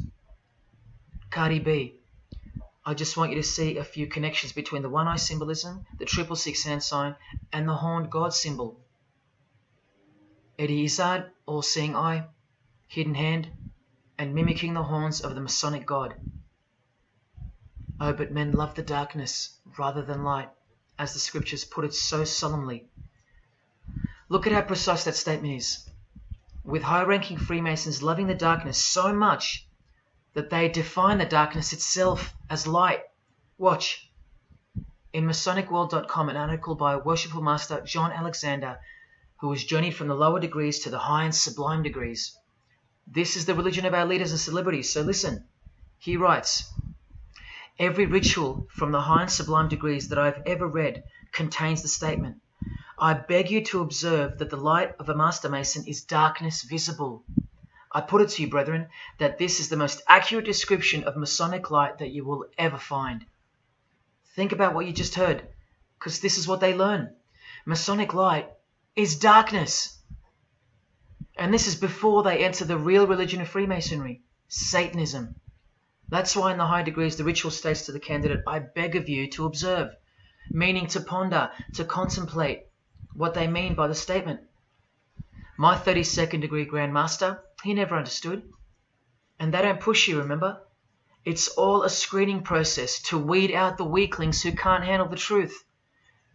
The truth that this is how the all-seeing eye sees things. Evil is good and good is evil. Look at what he says immediately afterwards.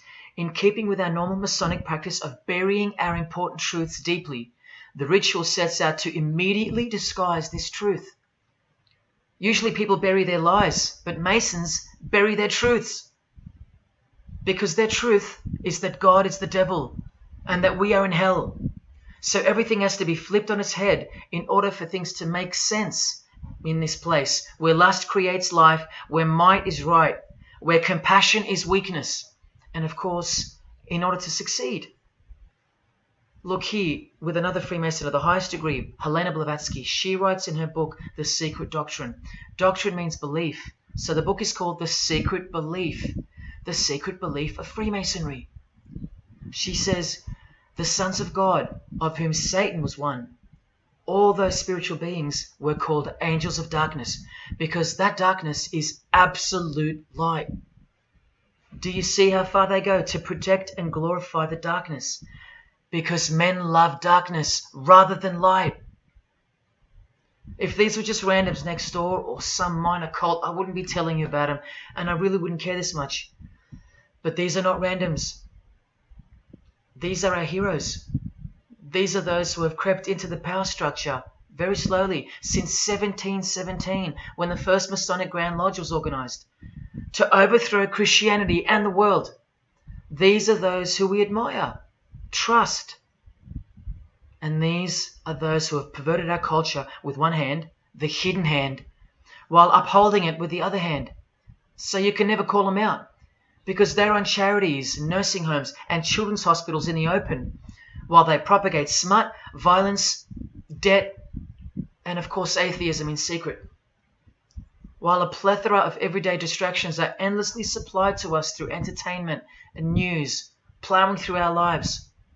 That's political Freemasonry, politicizing everything, including entertainment, supplying you with their heroes and their idols.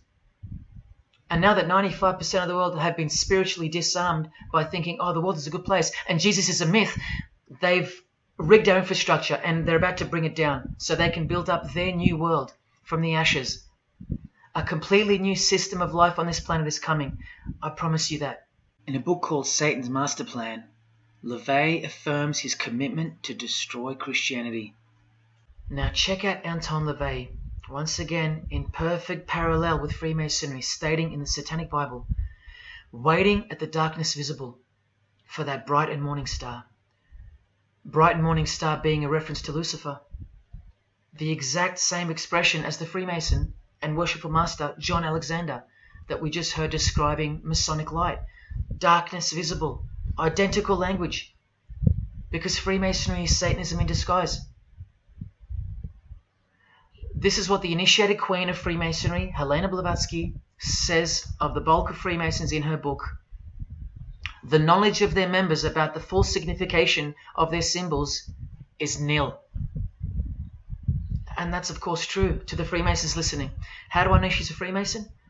Because her diploma was reproduced on page 66 in Freemasonry Universal, Volume 5, Part 2, in the Autumn Equinox, 1929.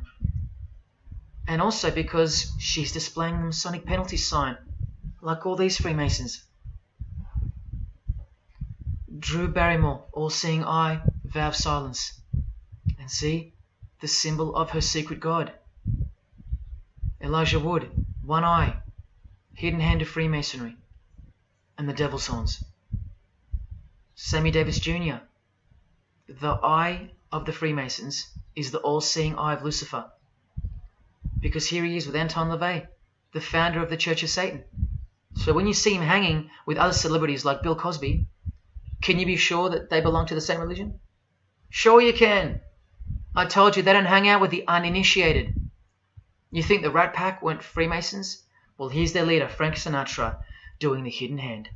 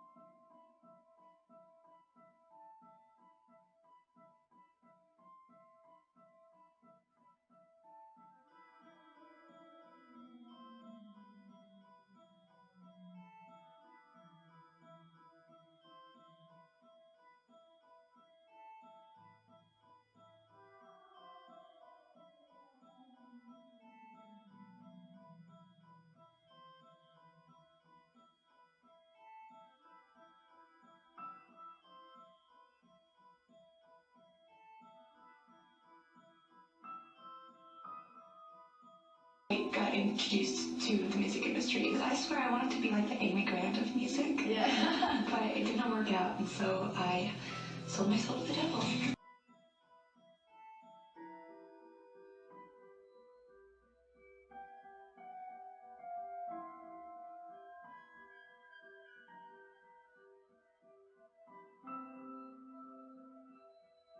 On that, have you considered maybe doing more acting? I only had a few lines.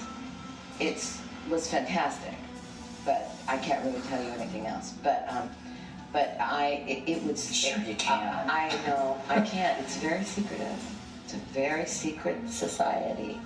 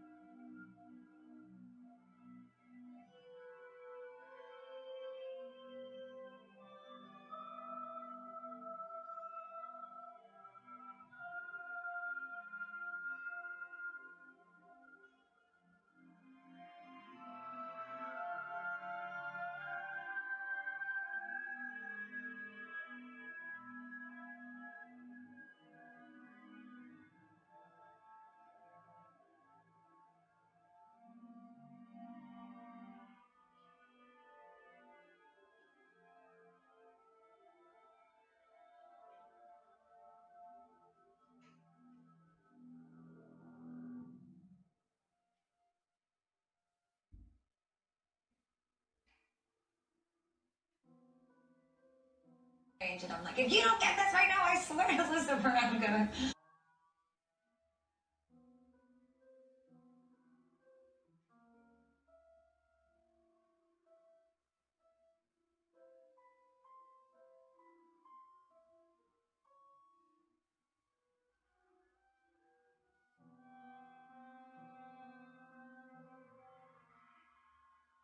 poker facing with your sexuality.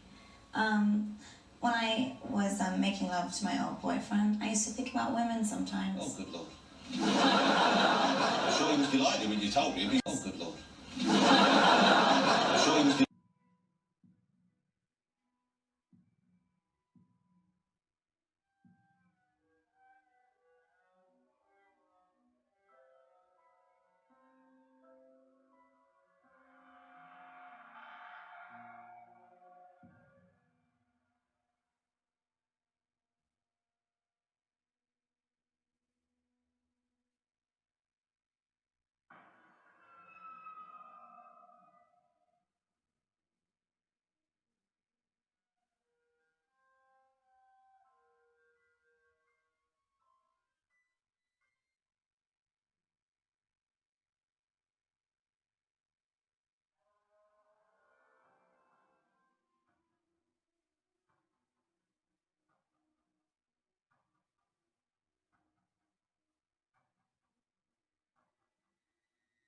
You may feel a small Christ. prick. Christ. Prick.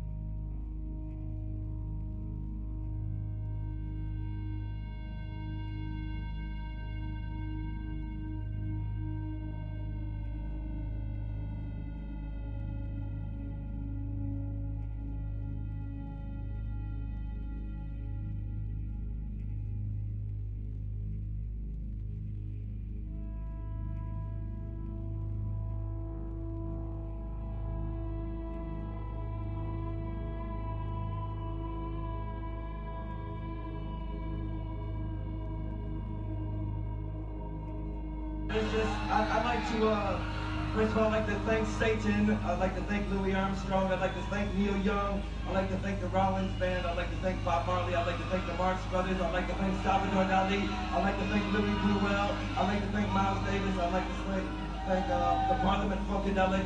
And I'd like to thank you, too.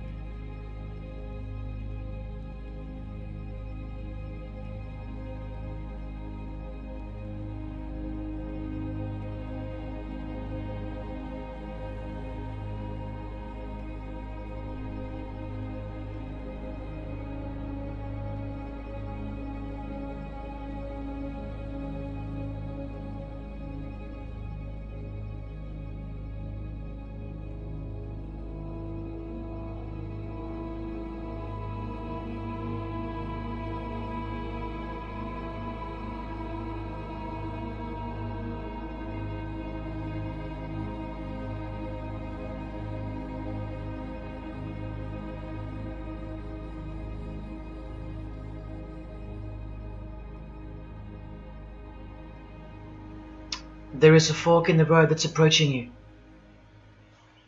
And you can stay on the path which curves to the left by denying the existence of Satanism in the fullness that you've been shown. Or you can surrender to the truth and take the right-hand path. Now, where that road could lead is the sweetest risk you'll ever take. Are you still pretending that this one-eye religion of Freemasonry isn't Luciferianism? See, this here is the biggest obstacle you'll ever face. The very thing that could lead you to the prize is the very thing that will keep you from it. The reality of international Satanism. In the shadow of Christianity, Satanism has always been there. With every church that sprung up, so did its invisible enemy, the Satanic Church, growing out of sight and out of mind from this to this. And Christianity has long been deprived of its power, as clearly demonstrable by the absolute lack of preaching against the institution of Freemasonry. Satanism's magic cloak, Satanism's magic trick, that's Freemasonry. And how they are laughing for now. So Freemasons are at the helm of the power structure of society, which means Satanism rules. And they're making their move for the new order of the ages. Are you that besotted by this evil world that you'll even deny the existence of secret societies? And what about the American president, John Kennedy? Was he just a nutjob like me?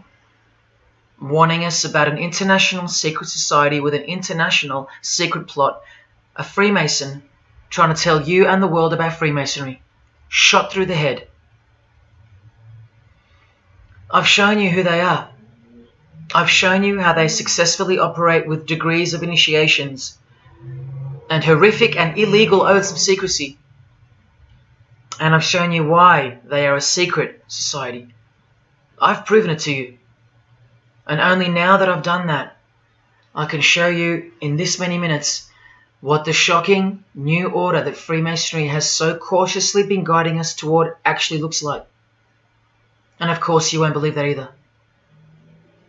By now there's a 98.5% chance that you belong to the world.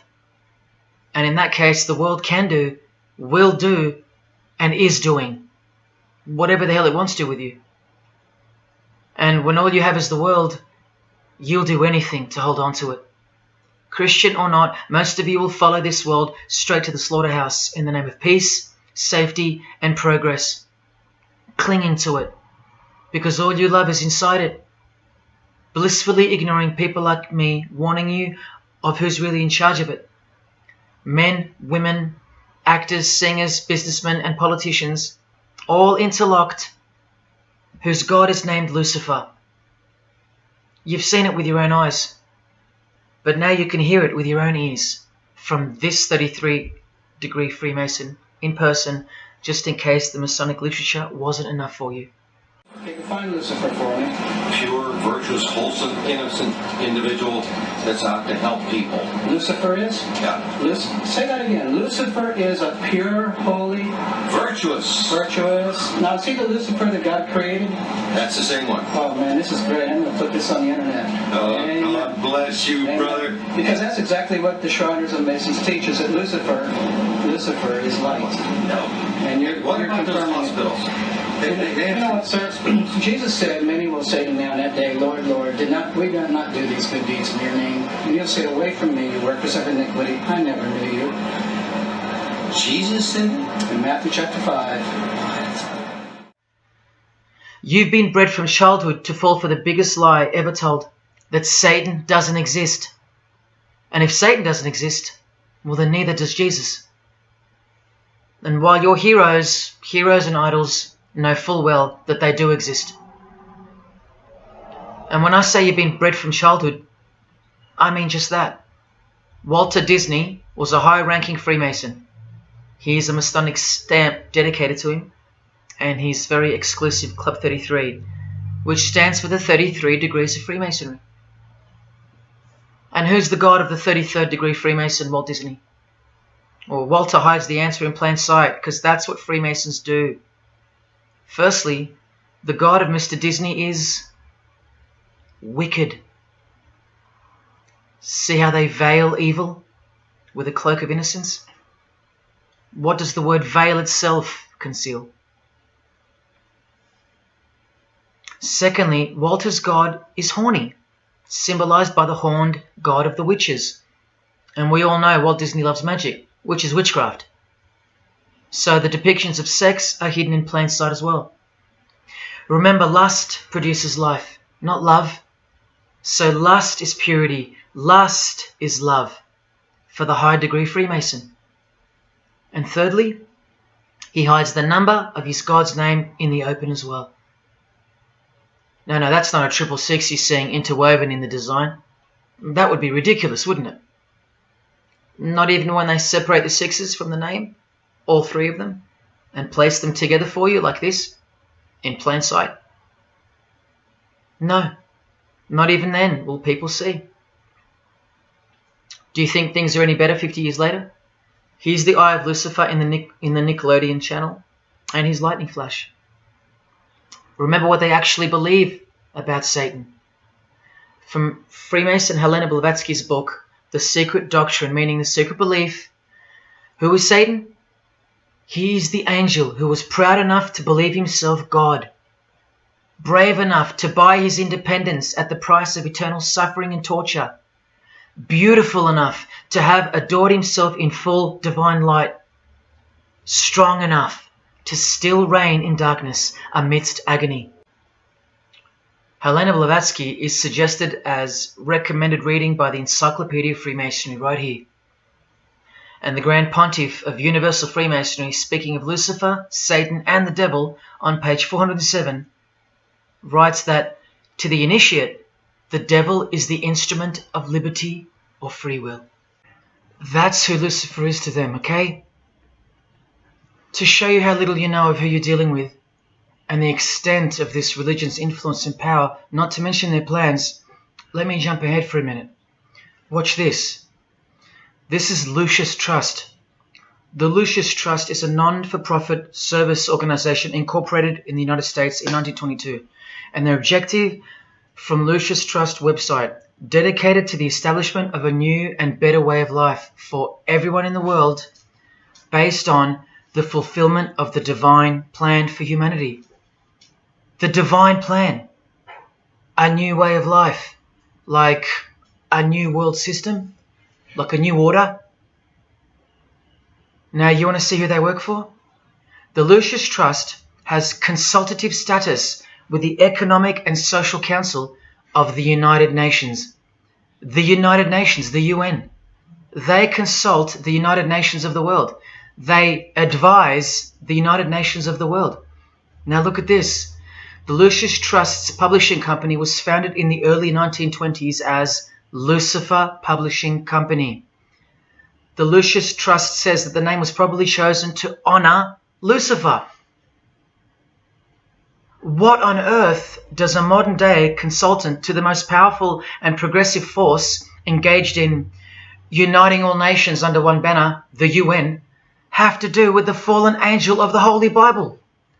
The one that Jesus Christ told us would manifest on earth as a world ruler, to deceive the whole world into a new world system. Yes, that angel. Why on earth would they honor that angel? Well, that's easy. They were founded by Freemasons. Incorporated into the United States by Alice Bailey and her husband, Foster. Well, here's a book written by Foster the Freemason, The Spirit of Freemasonry, published by Lucius Press, also known as Lucifer Publishing. And one last thing.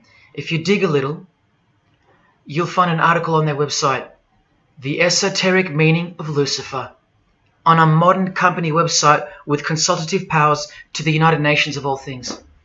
Wow, I really hope you're seeing this. In the article it states that the Baileys had enormous respect for H.P. Blavatsky, who stated in her renowned occult book, The Secret Doctrine, on page 245 in the chapter called Holy Satan. It is Satan who is the God of our planet and the only God. Then the article goes on to say that the Baileys sought to elicit a deeper understanding of the sacrifice made by Lucifer. Everything has been reversed. Evil is good, Jesus is the enemy, and Lucifer sacrificed himself for you, not Jesus Christ, the one who washed the feet of his disciples and the only one they fear. Modern progressive atheists do not influence world events, people. Satanists do. Remember the goal of the Lucis Trust? The fulfillment of the divine plan for humanity. Yeah, the divine plan exposed by Jesus Christ in the Gospels. Hence their war on the Bible and the abolition of it from the school system and even from modern Christian churches who dare not preach from the book of Revelation. Your most highly evolved and contemporary leaders of society secretly believe that in the theosophical perspective, the descent of these solar angels was not a fall into sin or disgrace, but rather an act of great sacrifice. They believe in the fallen angels and their revolt against God as revealed in the Bible, led by the devil, the chief commander of Freemason Bob Dylan, remember? These people make contact with these fallen angels, with the royal art of Freemasonry called witchcraft. Please stick around, let me show you that. How many solar angels does the Bible say followed Lucifer out of this heavenly realm?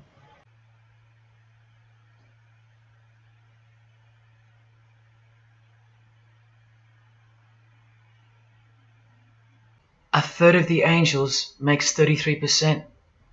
Does that number sound familiar yet? 33 degrees of Freemasonry. Just a coincidence? From the Gospels again, which expose these people every time. Do not let anyone who delights in false humility and the worship of angels, and who has access to some visionary world, beguile you, trick you of your reward. You still don't believe that the false humility of the charitable fraternity of the Freemasons is behind it all? Well, Blavatsky also published a magazine called Lucifer with a woman named Annie Besant. And here's a letter written by Annie herself with the official Masonic letterhead. And here Annie signs off as a 33rd degree Freemason. Printed also in the left-hand corner, Annie Besant, 33rd degree, and a member of the Supreme Council. Undeniable and undisputable. Please don't make me prove it to you over and over. Have you caught a glimpse of who you're dealing with yet? They're all Freemasons, high-ranking. And they're all buffeted by a plethora of Masonic dupes who don't know any of this because they can't decipher the symbols and they don't care to try.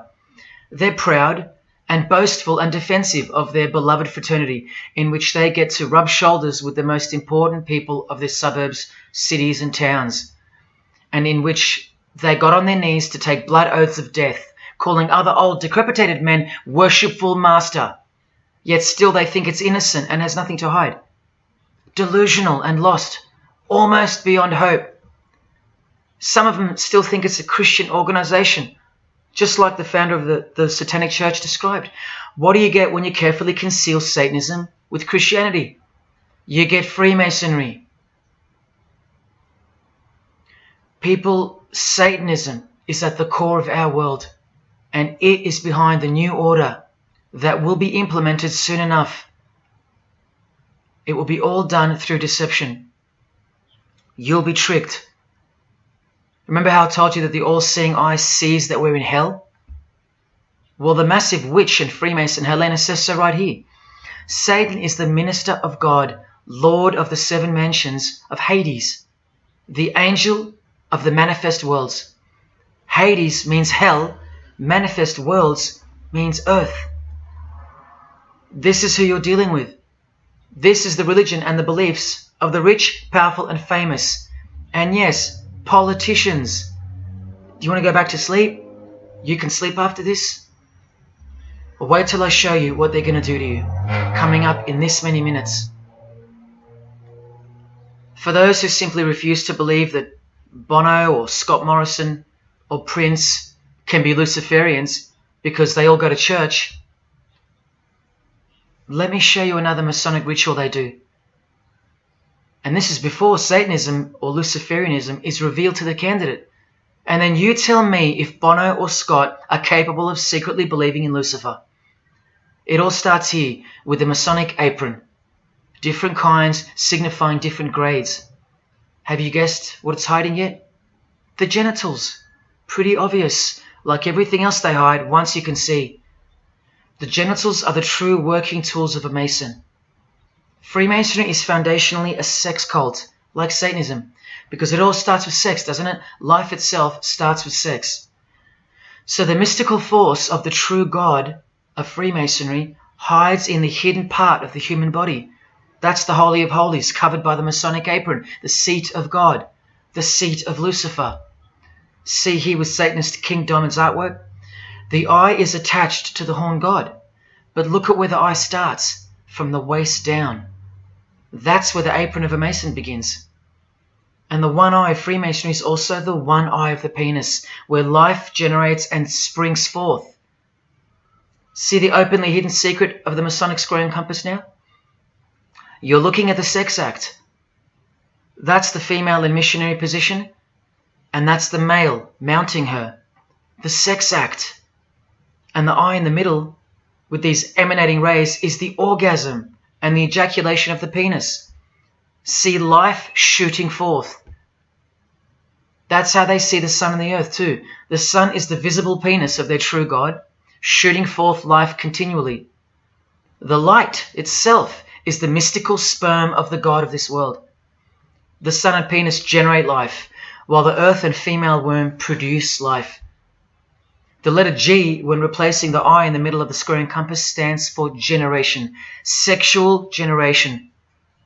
The practical aspect of Freemasonry and Satanism's religion is that of a sex cult. You see Rod Stewart telling you he's a Freemason? By displaying the hidden hand of Freemasonry, also known as the Master of the Second Veil, and look at his other hand, taking the Masonic apron's place for covering his penis, which is the Holy of Holies, the seat of God for the Mason. And from the Grand Pontiff of Freemasonry, Albert Pike, hence the significancy of the phallus, the penis, or of its inoffensive substitute, the obelisk.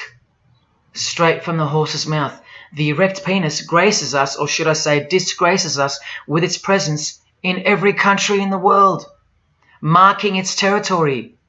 The Masonic obelisk in our face, everywhere, making its bold statement, yelling, screaming in silence. This is another reason why we're considered the ignorant and stupid masses. Another example of hidden in plain sight. And here's an erect penis on the front page of the female Freemasonry magazine, The Eastern Star. I once stood in front of this obelisk in Sydney, and I must have asked 30 people what they thought it was. Not a single one of them knew. To the Freemasons of the higher degrees, the whole universe is in fact one giant and continuous sex act. This is the structure of Freemasonry. You can take this path to the top or this path. And way up here, you have the Order of the Mystic Shrine. The Mystic Shrine is what's found behind the Masonic apron, because that's where life comes from. That's the Mystic Shrine. You have to be a 32nd degree Freemason to be asked to join the Order of the Mystic Shrine. And then, once you're inside, you can be invited to join this order, the Royal Order of Jesters. See, Freemasonry is like Russian dolls, and Satanism is at its center. Look at some of the pins and lapel designs for the Order of the Jesters. You can only join them unless you're at least a 32nd degree Freemason. Sex and debauchery. Erections. The adoration of the phallus. Masturbation. Devils. Demons. Fallen angels. This one here, mocking holiness, reference to the anus, and sodomy, anything to mock the Bible. This disgusting one has King Momus sitting on a female's face, and hidden in plain sight is the square and the compass, for those who have eyes to see. Bestiality, yes indeed. this bagpipe player has an erection and the sheep is running away scared. Self-explanatory. This character has an emphasized eye, if you can see that, and the skull has an emphasized eye also. The wink and the one eye of the Indian. And the secrecy, the symbols of secrecy. On the far right here, the monkey covers his groin area, symbolizing the Masonic apron, and the black and white dogs, well, they symbolize the checkered floorboard of the Masonic Lodge, which is sexualized male and female principles, the horned god, where evil and good don't exist. And in the first degree, Masons are given a Bible stamped with a square and compass, oblivious to the inherent mockery and the foundation of the whole fraternity, as alluded to here with a genuine Royal Order of Jesters private lapel. This is a certificate that a jester receives after his initiation, and you see here their patron is named King Momus, and he was a god, or a daemon, which is a variant of the word demon, who was expelled from heaven, as the legend goes. Sounds just like Lucifer, because it is. Did Freemasonry disassociate themselves from the tax-exempt branch of Freemasonry known as the Jesters? Well, no, they didn't. Because, I mean, this is rare footage of an event within the lodge. Now, I'm sorry about the quality of this, but this is a Masonic lodge. So for Masons that want to say that the Jesters are contrary to Masonry, well, look. Look at these dirty old men. Masters of the lodge, with sublime morals. All married, probably all have daughters and granddaughters, yet still this, inside the lodge. But for you it should be obvious, because you can see the square and compass, the sex act, and the all-seeing eye right in the middle. I told you that Satanism was the oldest religion in the world, and it is. The sex act was ritualized and organized as a religion before we called it Satanism. But Satan has always been the god, the horny god, the horned god of these sex cults. All of them, from Samaria to Egypt to Greece and so on, that's called paganism. And the real Bible of the Freemasons and the pagans, the one not written by hand, the one that's older than any book, the one that supersedes all the rest in age, thus making it the purest and most unadulterated word of God in the eyes of the Freemasons, is nature. Nature is their Bible. And before you think there's nothing wrong with that, wait a second, because you're not thinking straight. Ask a Mason, whether he be a first degree or a 33rd degree, what is Freemasonry? And the universal go-to answer is this: a peculiar system of morality, veiled in allegory and illustrated by symbols. Now, why would you need to veil your morals? Because in their peculiar system, evil is good and good is evil. That's Satanism 101. A peculiar system of morals. That should tell you something. That should tell you everything. Why would your morals need to be a secret? Because their deeds are in fact evil. Glorifying the laws of nature, where cruelty and self-obsession are virtuous characteristics. That's nature. Nature is as cruel as she is kind. The checkered floorboard, where everything is legal. It's Christianity that lives in reverse. The first shall be last. Love your enemies. The meek shall inherit the earth. These are unholy and unnatural concepts in the eyes of visible nature, the nature of Freemasonry, which is Satanism. What the Freemasons really mean by this morality veiled in allegory is that they're allowed to steal because nature allows it. They're allowed to kill because nature allows it. They're allowed to commit adultery because nature isn't monogamous. They're allowed to lie, indulge in all their God-given senses, especially sexual, because nature encourages it, as long as no one finds out, under oath. Jesus said, narrow is the road that leads to life, and broad is the road that leads to destruction. The Freemason of the century says, no true Mason can be narrow, for his lodge is the divine expression of all broadness. Because broad are the divine laws of nature. While they glorify those laws, Christianity breaks those laws. It becomes supernatural, because only then can you love your enemy. And so it goes that Christianity is despised by Freemasonry, the real Freemasons, because their Bible is nature. And by nature, they know the personality traits of their God, Satan, because he's the God of this world, just as the Freemasons, the enemies of mankind, say that he is. And just like Jesus said he was too. So they believe that Jesus is evil because he denies human nature and burdens us with the knowledge of sin. Observable nature, that's what guides the Masons' ethics and the Masons' morals.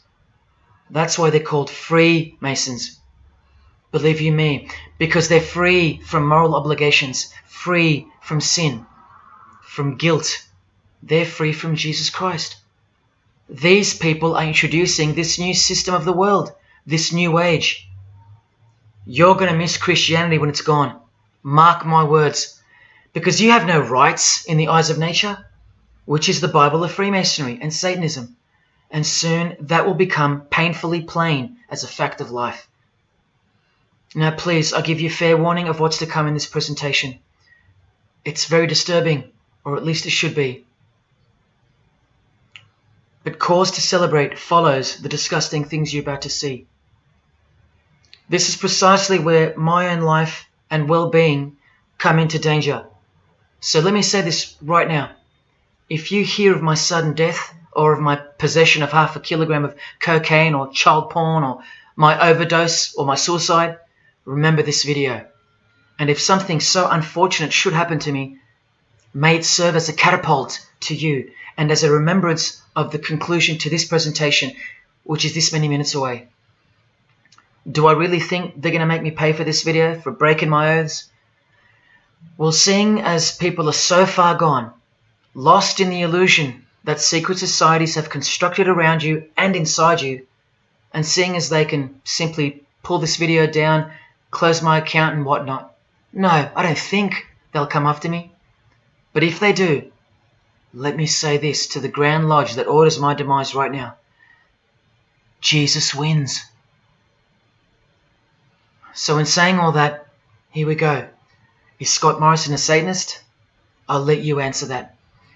Here is a ritual that Scott and every Freemason from this guy to this girl have performed.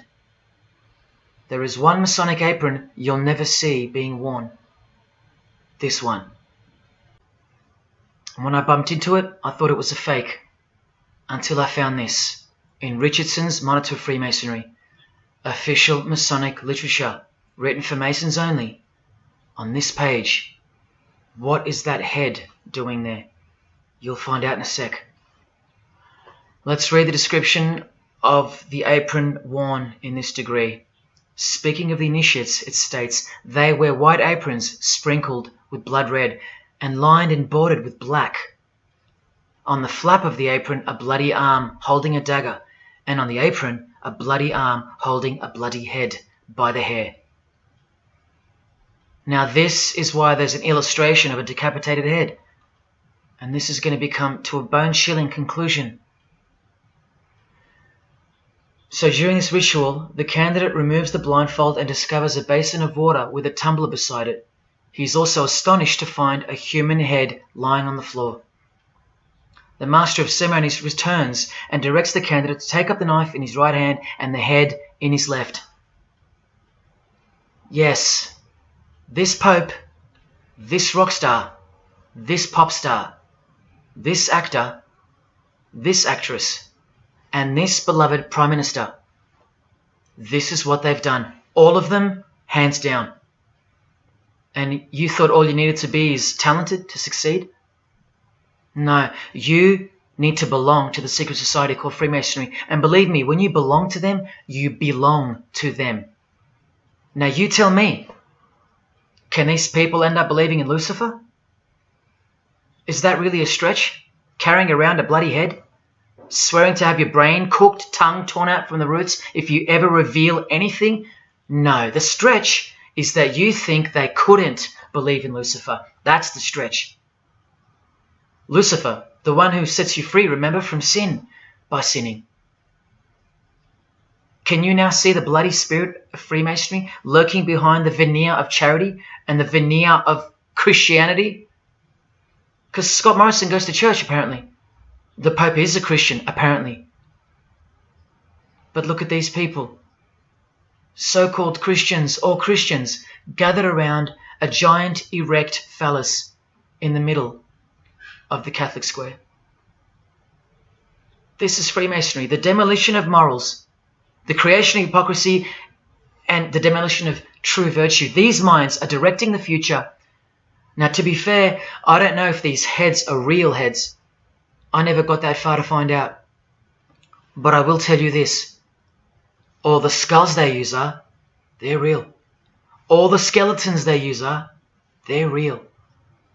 And they run every single noteworthy funeral home in Australia and the world. I know that personally and for a fact. Once again, you are only seeing the tip of the iceberg, because I can't bring myself to tell you about what I really know of the rituals that come after the 33rd degree Freemasonry. For as much as they celebrate life in various grotesque ways, they also celebrate death in ritual form, which are the things I can't speak of to you. They have to celebrate death in order to prove that they can see things through the all-seeing eye, the one that sees above evil and above good, the checkered floorboard, where things kill each other to live, where life is cruel, where morals are broad. There is no sin, there is only nature. See, these Masonic rituals are designed to desensitize the candidate further and further in preparation for the raw truth of Satanism, the truth which is plainly stated by the Grand Pontiff of Universal Freemasonry. Lucifer is the light bearer, and that you should doubt it not, from their own literature and from their own mouths. Until finally the candidate's introduction into the royal art of Freemasonry, witchcraft. The ancient craft. Why do you think that witchcraft has disappeared? It never disappeared. It was hidden, forced to go into hiding by the appearance of Jesus on the human scene. Another reason why he's passionately hated, and soon him and his ways will be done away with in this new world, and so will your rights. You still don't believe me? You're still doubting all the evidence, like the Freemasons are counting on you to doubt.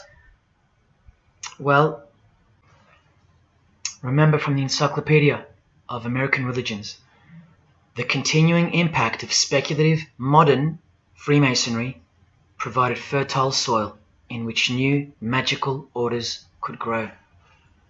Watch this 2-minute clip. I can vouch for every single thing you hear come from the former Masons' mouths. In the initiation in Freemasonry, we had to be recommended by another Mason. Well, in order to join witchcraft, you have to be first screened. You have to be recommended by somebody currently in witchcraft. Well, when I was initiated, I was blindfolded and bound by a rope, and on your bare chest was thrust the point of a spear. In witchcraft, we were initiated through a very involved ritual, initiation ceremony, wherein the candidate was led blindfolded, bound by a rope to the edge of the magic circle. And the rope is around your neck and you're led forward. And up front, at the eastern end of the building, is a person who's a worshipful master. And you kneel down before him as if he were a god. You were met by the high priest or high priestess at that time, usually with a sword to your chest. When I went to enter the lodge, a sharp object was put to my left breast. And I was warned that should I reveal any of the secrets of Freemasonry, to know what to expect. When you're presented before the high priest, a sword is held against your chest, and you actually take a blood oath, promising to remain faithful to the secrets of witchcraft. Well, when you are in the room, this blindfold is taken away from you, And this is a time when they say that you're coming from darkness into light. During the initiation ceremony, the initiate is led by the lieutenant of the high priest and is challenged at the edge of the circle by someone saying, "Who goes there?" And the answer is, "One from the world of darkness." In Masonry, the prayers are ended with "So mote it be." Oh, and one of the other aspects of, or distinctives of the craft was that we would always end any spell or ritual where we released the power, this is where the power was released, with the word "So mote it be."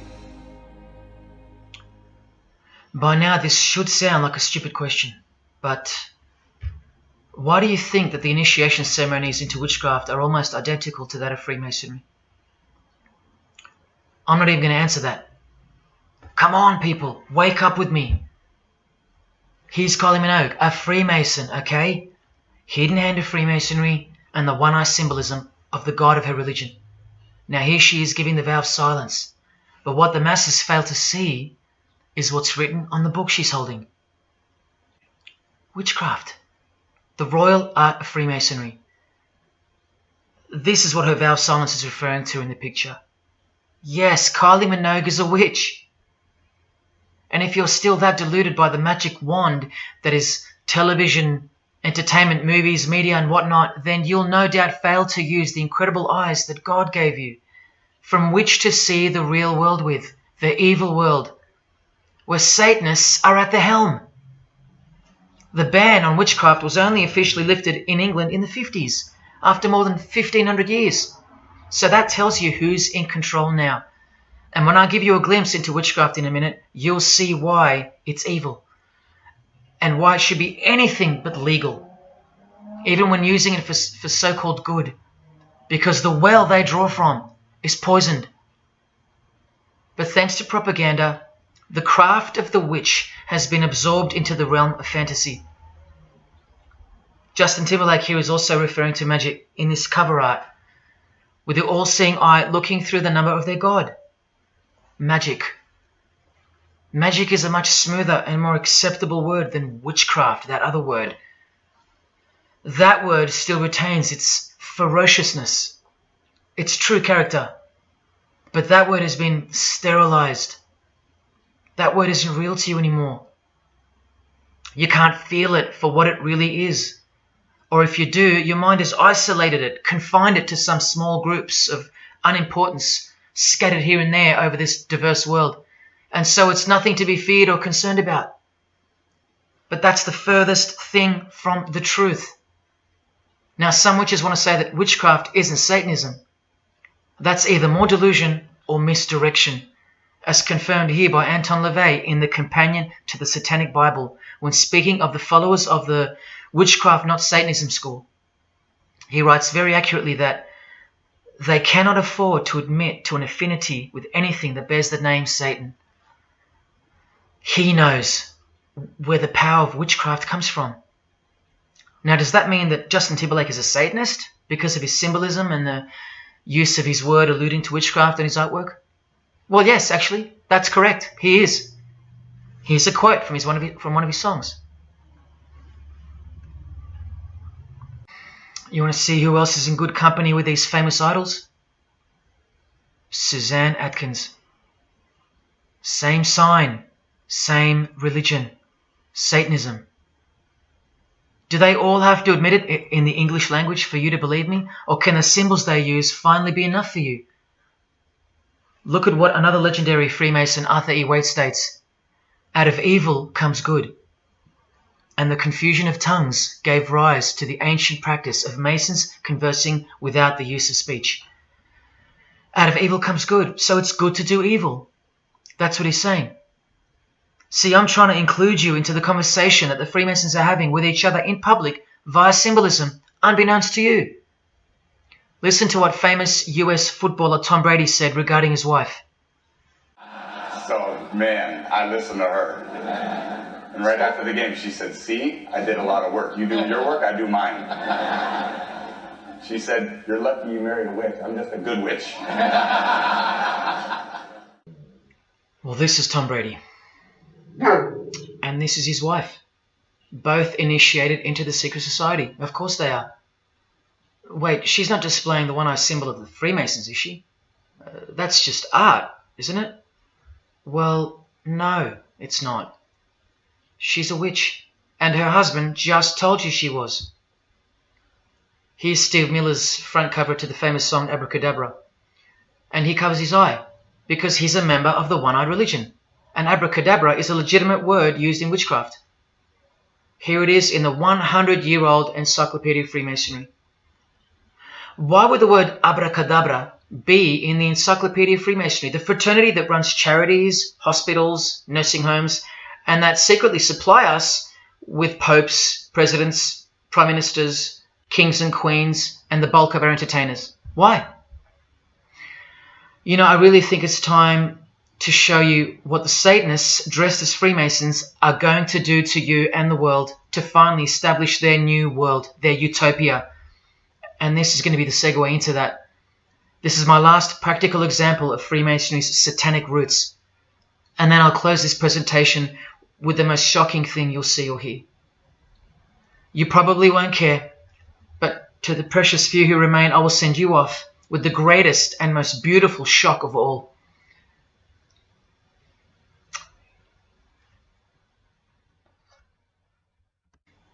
This is Jay-Z inside his Masonic Lodge. You can see the Masons in aprons in front of him. This is where Jay-Z takes his sick oaths of silence, kneels down in front of other men, and calls them Most Worshipful Master, an appalling title to give to a man on this planet. Jay-Z the Freemason writes songs like this. This one's called Lucifer. And in Empire State of Mind he writes, Jesus can't save you. Life starts when the church ends. Oh, but he can save you, Jay-Z. He can even wake you up just before you collide into a concrete wall doing 120 kilometers an hour. I should know. This is fellow member of the craft Alicia Keys, who sings on the track. Here she is, showing her allegiance and wearing the broken and bloody cross of Jesus Christ, the occult peace sign, pure hatred for Jesus. There is peace when your conscience has been killed, seared to sin, and you can indulge to anything. A false and temporary kind of peace, no doubt. Here's a shot of Jay-Z's clothing line, purely Masonic, The Craft. Well, this is the craft he's referring to. This is him with well-known witch Marina Abramovich, also showing her sign of allegiance to Freemasonry. Now here we go. Here's Jay-Z wearing a most revealing top and the dead giveaway that you need to see behind the curtain of Freemasonry. Do what thou wilt. Do whatever you want. That's the adopted motto of the most notorious Satanist of the 20th century, 33rd degree Freemason, Aleister Crowley. Here is his certificate of appointment, known as the 33rd degree inscription and the double-headed eagle of Freemasonry. And here, next to his name on the certificate, including the symbol for a Grand Commander of Freemasonry, as shown in their encyclopedia. But to really confirm that he's a Freemason, here he is doing the Masonic sign of the Master of the Second Veil. Now here's a legitimate letter from Aleister. Again, the addition of his inscription of the 33rd degree, and he signs off with a symbol of the past Commander of Freemasonry. What does he write beside it? Baphomet. This Baphomet. Now listen to this man to get a clearer picture of the truth behind the secret religion of the stars and the leaders of the world. Aleister is the founder of a Luciferian church called the Ordo Templi Orientis, and he named himself the Beast 666, straight from the Bible, depicting the number of wickedness in human form. In his what's called Liber's writings, he says, "With my hawk's head, I peck at the eyes of Jesus as he hangs upon the cross." Do you see the hatred? You think they don't hate you too? Keep watching. And from the equinox, with the all-seeing eye of Freemasonry, this illustration. What does it mean? The writer himself explains. The picture is symbolic of the new eon, the new age. From the blasted stump of dogma hangs the hag with dyed and bloody hair, Christianity. There's a massive glimpse into the New World Order that's coming. Keep watching. And down here, do what thou wilt is the true nature. The true nature, remember? The broad morals. There is no such thing as evil. So do what you want. Can you see the Masonic future yet? Can you see the hidden hatred that pulses through its veins? If they believe in do what thou wilt, what do you think they will do to you? And what do you think they'll do in order to build this new world? This is from a commentary on his book of the law. The Beast 666 adviseth that all children should be accustomed from infancy to witness every type of sexual act. Do what thou wilt. And what about the royal art of Freemasonry? Magic is the highest, most absolute, and most divine knowledge of natural philosophy. What a statement. The highest, most absolute and divine. Well, let's have a closer look into some of the more hidden secrets of the most divine natural philosophy known as magic. Any living being is a storehouse of energy, varying in quantity according to the size and health of the animal. At the death of the animal, this energy is liberated suddenly. The animal, therefore, should be killed within the circle, within the magic circle, so that energy that's released can be captured and directed to serve the will of the witch, male or female. This is a science, a hidden science. But now hear this, coming from a 33rd degree Freemason, and don't you forget that. For the highest spiritual working, one must accordingly choose that victim which contains the greatest and purest force, a male child of perfect innocence and high intelligence is the most suitable sacrifice. Can you see? This is who Jay-Z is quoting on his top. This is who this Jonas brother holds in high esteem.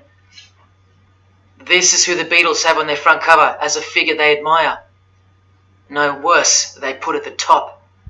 This is the same picture of the front cover in a mirrored form, and after some kaleidoscoping, you'll find this. Fellow Freemason Aleister Crowley sits at the top, and down the bottom there even appears the phallus with the testicles, and up here the vesica Pisces, also known as the vagina.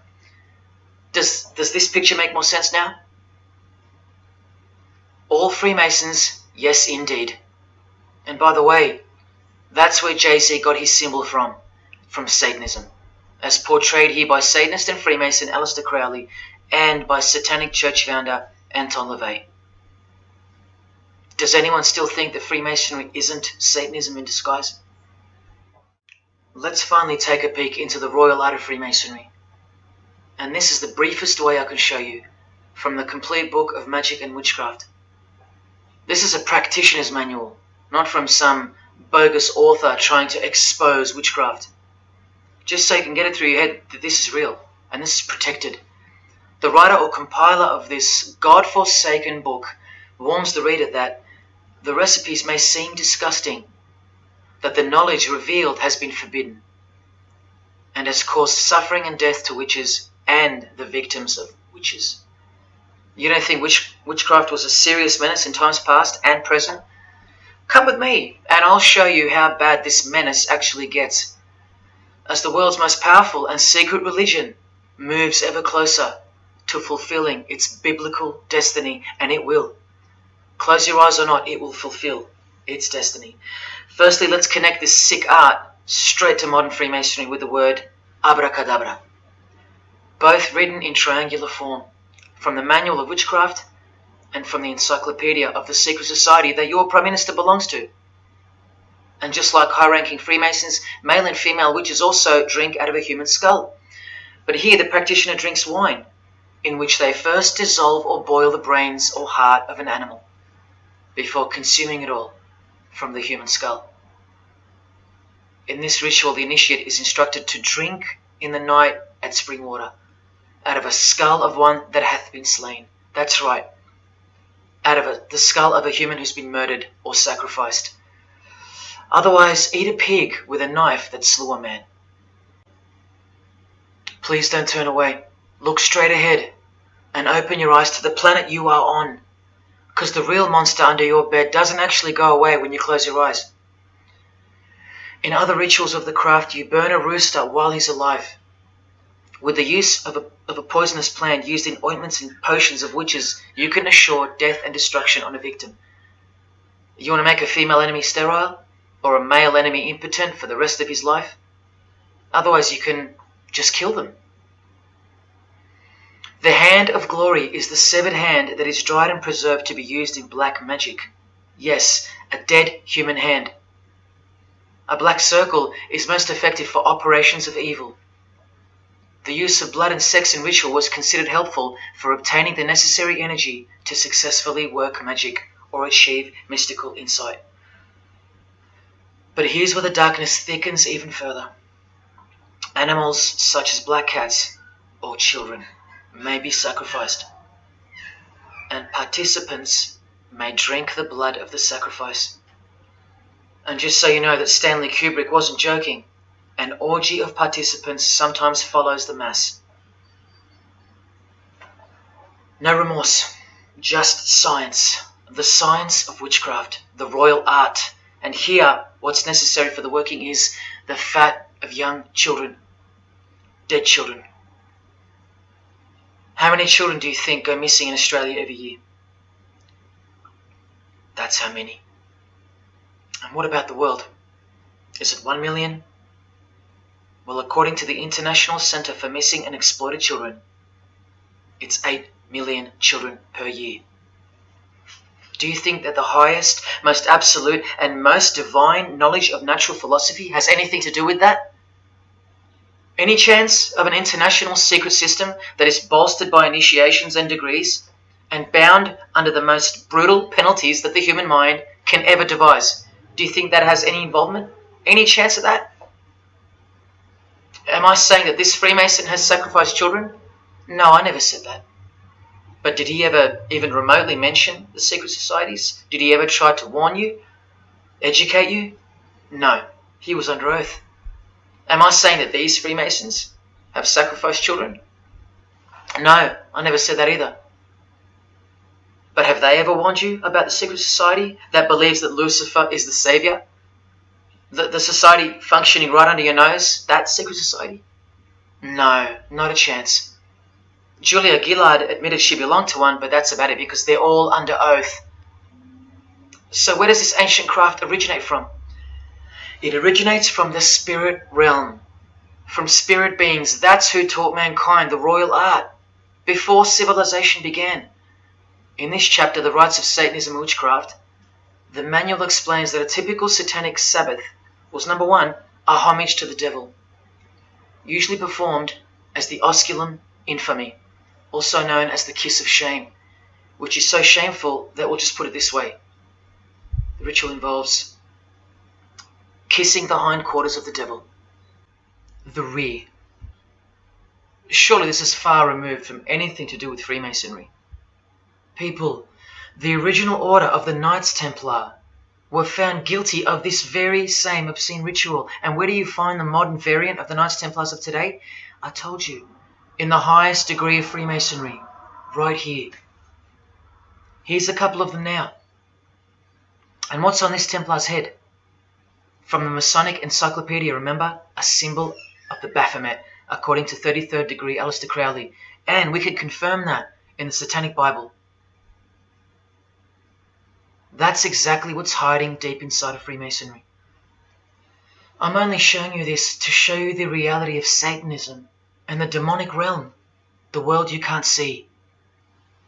On this earth? And in this earth and then in a world we can't see. Look here. The hierarchy of demons occupies a more important place in both black and white magic rituals. Both black and white. This is where the power of witchcraft comes from. And this is the reason these bizarre rituals actually function and actually work. Because after the ritual is performed on earth, its effects are carried out to their conclusion in the spirit realm by spiritual beings or demons, actual demons. The reality that is hidden from you. Because if you found out that Satan was real, then that would have to make Jesus Christ real too. And he is the one they hate. And if Jesus Christ is real, that changes everything. And this is how much they hate him. The prayer that Jesus taught his disciples is performed backwards. The high priest is sometimes naked. A prostitute assists him, and a naked virgin, who may later be deflowered, is the altar. Everything that is sacred is defiled, and everything that is filthy is honored as pure. Because of their burning hatred of Jesus Christ, just as he's hated by the fallen angels that they worship. It gets worse when you hear what they use as a substitute for the bread that Jesus broke and told his disciples to eat in remembrance of him. A wafer which initiates me with this, this, and this.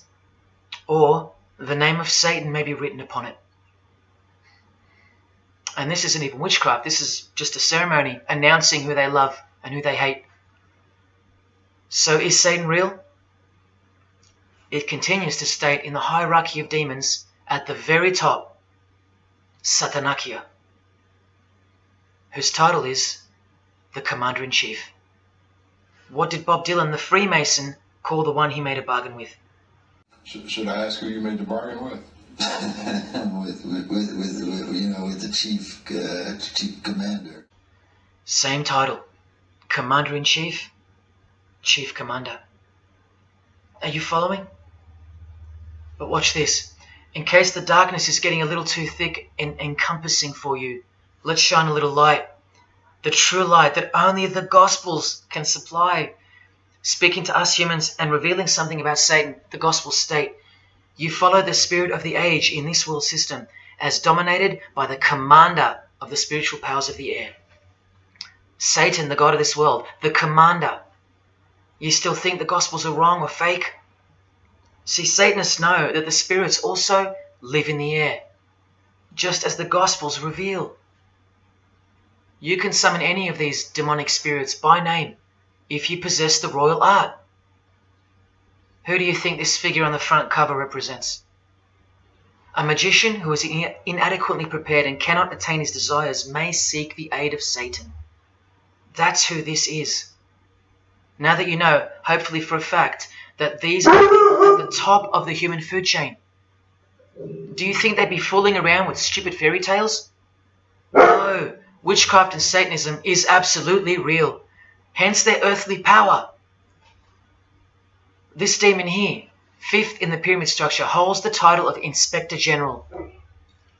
And what's the title of the highest degree in Freemasonry, who exists in every local lodge in every suburb, a suburb near you? Inspector General. Same title as the living demon. Do you believe me now? You can even conjure Lucifer himself, or be Beelzebub, who the Gospels call the Prince of the Devils. Both of whom are listed as superior spirits in this book of witchcraft and magic. I can show you so much more from this disgusting book, but I'll cut it off here with the seal of Saturn, a demonic sigil from the complete book of magic and witchcraft. And this is his seal. Can you see? Do you see? This is the society that lives amongst you, above you. The one-eyed religion of Freemasonry, hidden right in front of those who have their eyes wide shut. I'm going to now show you what that world that they are building, from the ashes of the one you're currently living in, looks like.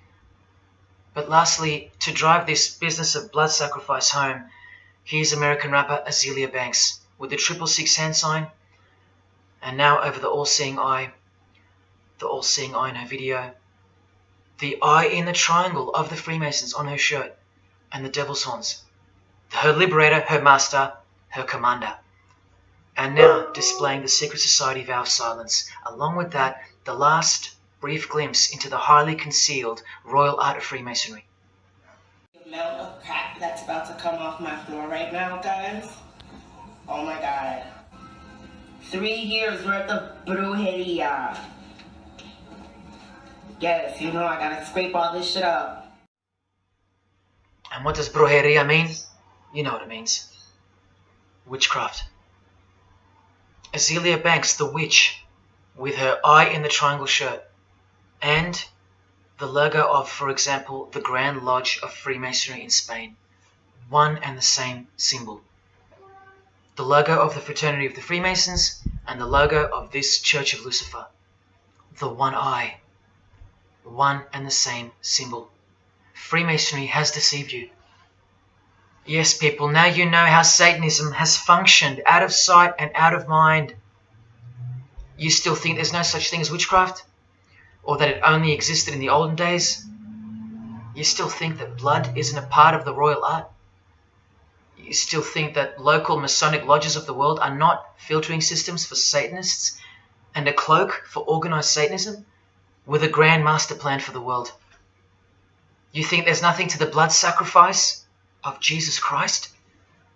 After seeing all this and the Azealia Banks clip, and after realizing that there exists a hidden and guarded science of the art of blood sacrifice, you think there was no science behind Jesus' crucifixion, a deeper reality that we can't see or understand? You think Jesus didn't know what he was doing? Or are you one of those who still think he didn't exist? Tell me, how can they hate something that doesn't exist?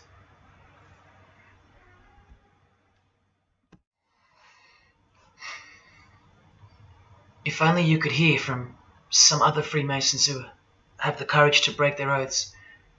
But you won't. You won't. This is probably it. But I once heard from a Freemason, an honest one, in about 2016, after I posted this picture on Facebook. He knew the truth, just like you do now, or just like you should. And he wrote to me, and he said, by the time we are done, every church will be a brothel. Well, in case you think that that's impossible, this is a fashion show that was held in a church, a real church, and it was organized by high-ranking Freemasons, who you will see now to be Satanists. Designed to be a heart-wrenching mockery and a colossal sign of the times, this event. Just so you know, it's a Masonic production. Here's the inside of a lodge. See those twin pillars? Well, here they are. See the Masonic checkered floorboard? Well, there it is. See the Masonic square and compass? Well, there it is. And do you see the eye of Freemasonry? Yeah, there they are. The lower square in the square and compass has been disfigured so that as to not make it too obvious. But now that we've established that, here is the spirit of Freemasonry, as displayed through just a few of the models. This one wears the horns of the Baphomet, the horns of Satan, with his all-seeing eye in the background. More horns. This model wears the all-seeing eye, as does this one. And this disgusting thing with another huge all-seeing eye of Lucifer in the background. Then there's this, with a satanic pentagram on her face. And finally, this male model in a skirt with two satanic inverted crosses of Jesus Christ on his top in a church. Oh, the morbid victory of the Freemasons. Unstoppable. For now. When people like Lady Gaga cover one eye while wearing an inverted cross, and you don't see the connection of the one eye symbolism to Satanism, then your observational skills have been compromised. In the span of 2 days, I saw these ads in my local shopping centre. And that alone tells me that the satanic age is here, manifesting all around us, seemingly invisible, while you look straight ahead through the symbols. Just like the initiation process of the secret societies themselves, society at large must be incrementally introduced and seduced into further depravity and self-love. And haven't we been slowly but surely perverted over time, degree by degree, until we think that men dressing as women is beautiful and healthy, anal sex is a form of expressing love, the sick world of pornography is considered as liberating for women and men, and protected by free speech. In California, babies are allowed to be aborted after birth because it's a woman's choice. And that's not considered murder. A world where we should applaud young children like Desmond is amazing, cross-dressing while he dances for gay men at a gay bar on a podium because he's paving the way for the kids of the future. And we should get shamed, fined, and even jailed if we point out that this is sick, sinful, and dare call it evil, which is what it is. What spirit is behind Desmond is amazing? Oh yeah, an evil spirit, no doubt about it. You think Freemasonry and their peculiar morals aren't behind the decline of Christian morality and morality worldwide? It's all by design. The Masonic war on Jesus and the Christian social structure, generally undetected by human perceptions, and still people will write to me and comment on how absurd what I've said is. A cloud over the eyes of their heart. Well, I tell you this, there is no bigger axe that has ever been grinded than the one Freemasonry grinds. Because the appearance of Jesus Christ pretty much destroyed their religion, drove it underground, and they will have their revenge. Soon you're going to see it. We've all been initiated into the lowest levels of materialistic Satanism under the banner of secular humanism. I know blokes who think that life's great, mate. Life's terrific. Life's what you make it. Evil, Lucifer, Satan, these are just words that Christians invented to help them sleep better at night. There are no cults. There are no conspiracies. John F. Kennedy's speech about secret societies plotting against the world, that's not relevant anymore. That's history. There's no such thing as Satanism amongst civilized people. Oh, children, when darkness comes to your door, takes your wife, takes your health, your job, your home, your freedom, your children, then you call out, oh my God, this is evil. Why is this happening to me? Well, here comes the darkness. Here comes the evil. You want to know what the New World Order looks like? You want to know what the future holds? You want to know what horror is coming to our planet? As Jesus told us, for then there will be great distress, unequaled from the beginning of the world until now, and never to be equaled again. Ladies and gentlemen, welcome to the Masonic New World Order. These are the mysterious Georgia Guidestones, also known as the American Stonehenge. They are a set of granite monoliths which were constructed in 1980 and funded by an unknown and anonymous group and commissioned by a man using the pseudonym R.C. Christian. On a ledger beside the monument is written, "Let these be guidestones to an age of reason." Here we have a reference to a new age. With this, we get a clue as to the spirit behind the structure. The Age of Reason happens to be the title of a book by Thomas Paine. Now, you can colour him any which way you want to, but whichever way, one glaring colour shines through. Thomas was a hater of Christianity.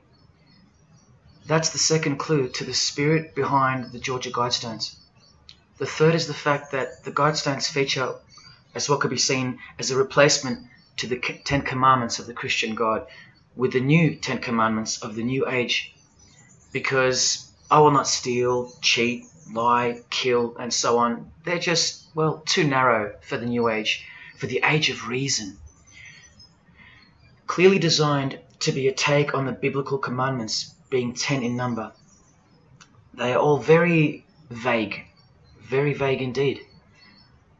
But anyone can ascertain the horror that must first take place before this New Age can begin by looking at the first guideline. Because this one's not vague at all. Maintain humanity at under 500 million. That's right, a reduction of at least 7 billion human beings would be necessary for that. This thing cost the equivalent of $500,000 US to build, and the street it's located on is named after it, so that tells you how much reach its creators had. Its presence alone is a disgrace and a declaration of execution to most living people alive today. But let's go on to the fourth clue, as to the spirit behind these monuments. the monuments outlining the Age of Reason. The name R.C. Christian, the so-called person who commissioned the building of these giant slabs, anyone who's versed in secret societies or is a high-ranking member themselves would instantly recognize the pseudonym as a reference to the secret society known as the Rosicrucians, which is just another secret society branch that exists under the umbrella of Freemasonry, which is an extension of all secret societies of the past and is now the mother of all of them. In this Masonic website, Worshipful Master Win Westcott urges the Freemasons to consider their status as Rosicrucians. The RC stands for Rosenkreuz. Christian Rosenkreuz is the mythical founder of the Rosicrucian order. And as impossible as it is for me to prove that Thomas Paine himself, the writer of Age of Reason, was a Freemason, he did also write this book, The Origin of Freemasonry. That is the spirit behind the Georgia Guidestones, the satanic spirit, and a straight off the bat view of this approaching new age.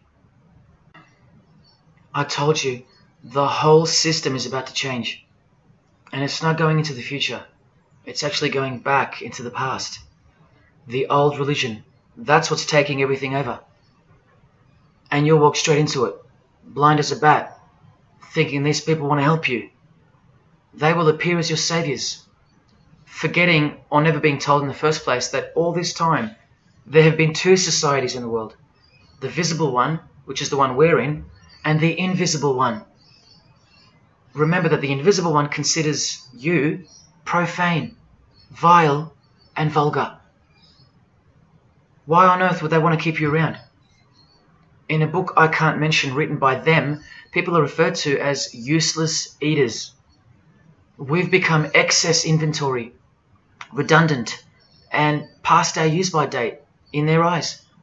Think about this. According to a prediction by information technology and research advisory firm Gartner, 1/3 of jobs will be replaced by software, robots, and smart machines by 2025. That's 4 years away. Google engineering director Ray Kurzweil anticipates that robots will have reached human-level intelligence by 2029. And by 2050, 80% of all jobs will be eliminated by automation.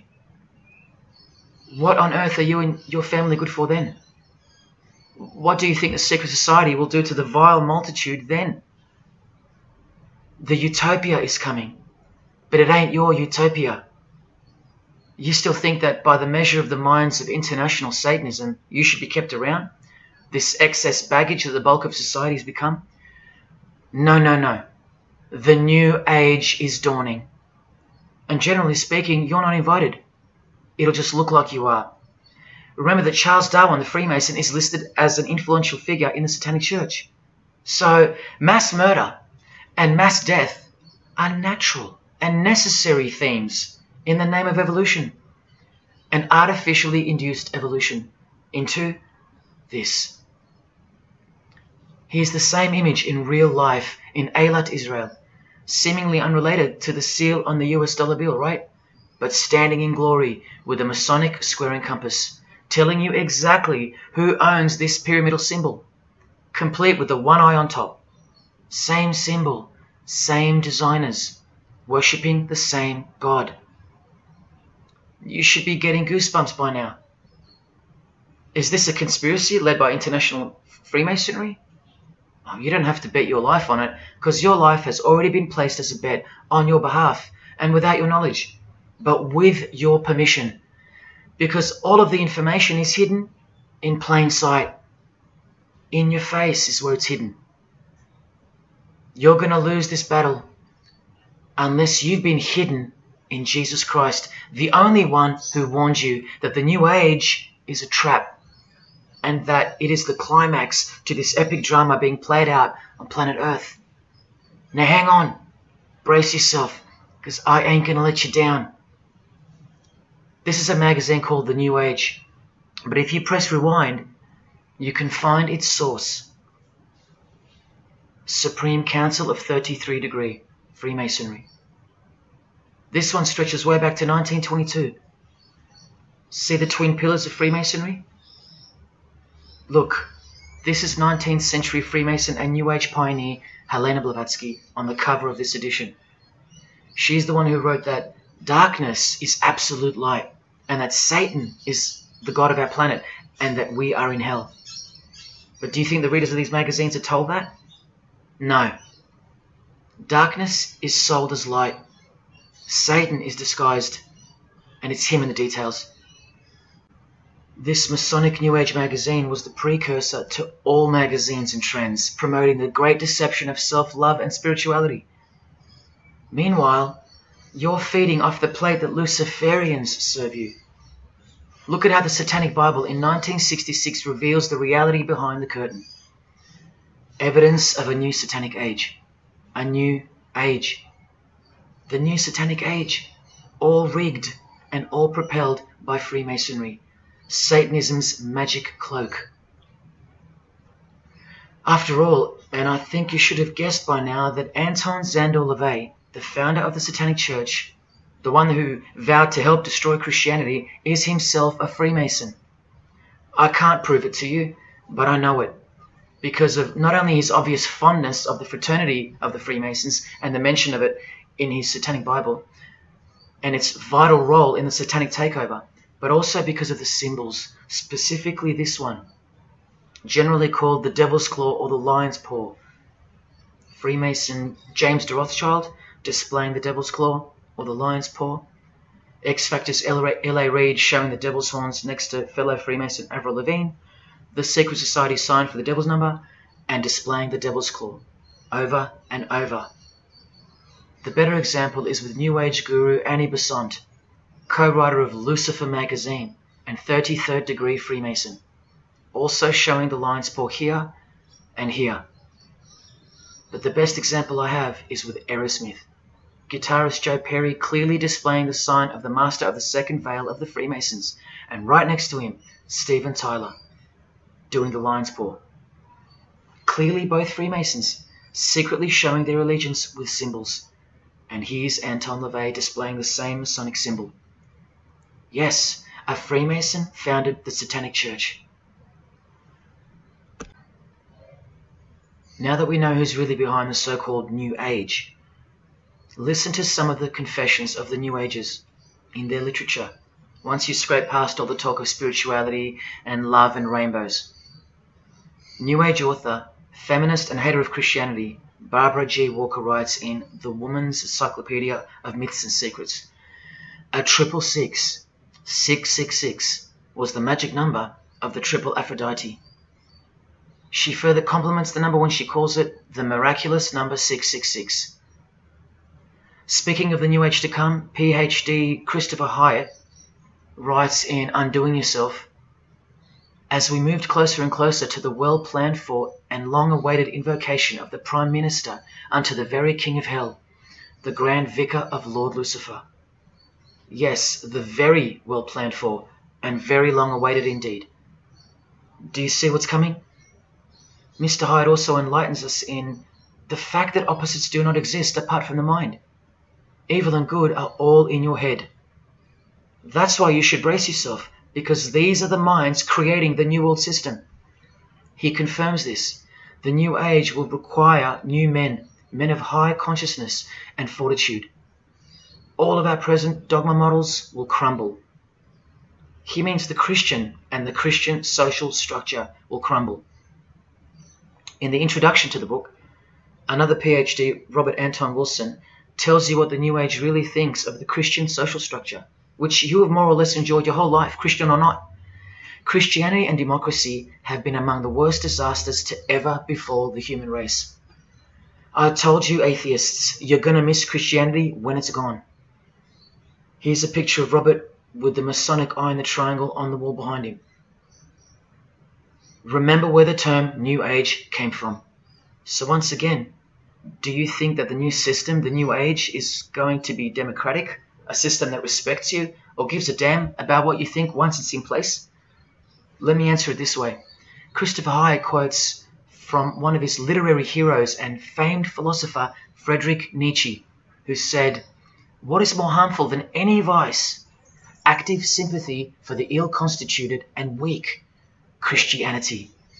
So to be a Christian and to actively have sympathy for the weak, that's the worst vice. That's backward and evil. So the answer is no. This is what I'm warning you about. And look, Frederick's work has exerted a profound influence on modern history. That's from Wikipedia. You know what else Frederick said? You probably won't find this on Wikipedia. The domestic animal, the herd animal, the sick animal man. That's the Christian. And what book of Friedrich Nietzsche were these quotes pulled from? The Antichrist. Nietzsche also wrote Beyond Good and Evil. That's how the all-seeing eye sees things, remember? So does Christopher Hyatt mention mass murder and depopulation in his book? Sure, here you go. Those who would survive can do so only by grasping the vision of what lies ahead. The new wave that will carry them into an interesting future. Yeah, where the vicar of Lucifer is God and Prime Minister. He openly admits the identity of this man. This Antichrist that most of you still think is a fairy tale figure from a fairy tale book. Jesus calls him the man of sin whose number is 666. The actual Antichrist, beloved of the secret societies. Yes, people, the New Age is satanic, actually and literally. On the front cover of this book, in which Christopher was co-writer, you can clearly see the eye in the triangle of the Freemasons above the Baphomet. Christopher admits in another book that both satanic cults and Christian fundamentalists are closer to seeing the truth than most normal people. Yes, indeed, how true that is. In Coming World Changes, Harriet and Homer Curtis speak of a prophecy they received from a mysterious spirit titled King of the World. Now, I wonder who that could be. Think not that any country in this broad world can escape. And they also speak of the long-expected great teacher, the king of the new one-world government. The victors will remain as the seed of the new race to people the new land, for the new sixth great race. This is the race that Luciferian Lady Gaga referred to. All part of the plan. In Threshold to Tomorrow, New Age author Ruth Montgomery writes on page 206 that only those open to the reality of one world will be around to enjoy it. Sounds like another vague suggestion for mass murder. Vera Elder Stanley's book title implies much the same thing. Initiation of the world.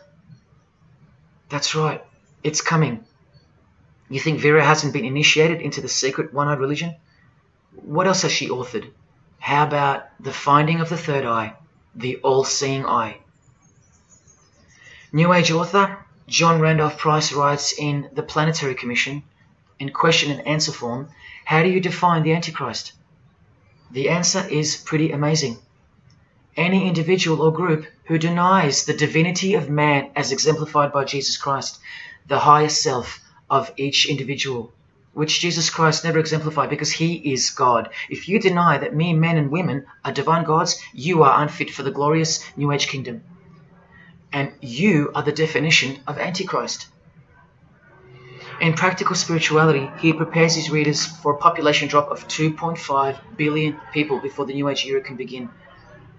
On page 32 of New Age author Barbara Marx Hubbard's book, Happy Birthday Planet Earth, she states that people will either change or die. That's the choice, she says. Notice the New Age has a new gospel, yet all the while, the world will be neglected of the information in the real Gospels, where it warns and predicts. For if someone comes and preaches another Jesus, not the Jesus whom we preached, or another gospel, you are most beautifully tolerant of them. In the Book of Knowledge, The Keys of Enoch, the writer has a quote-unquote direct experience with two spirits, Enoch and Metatron, and they share with the writer spiritually scientific teachings regarding the new system of things soon to be fully manifest.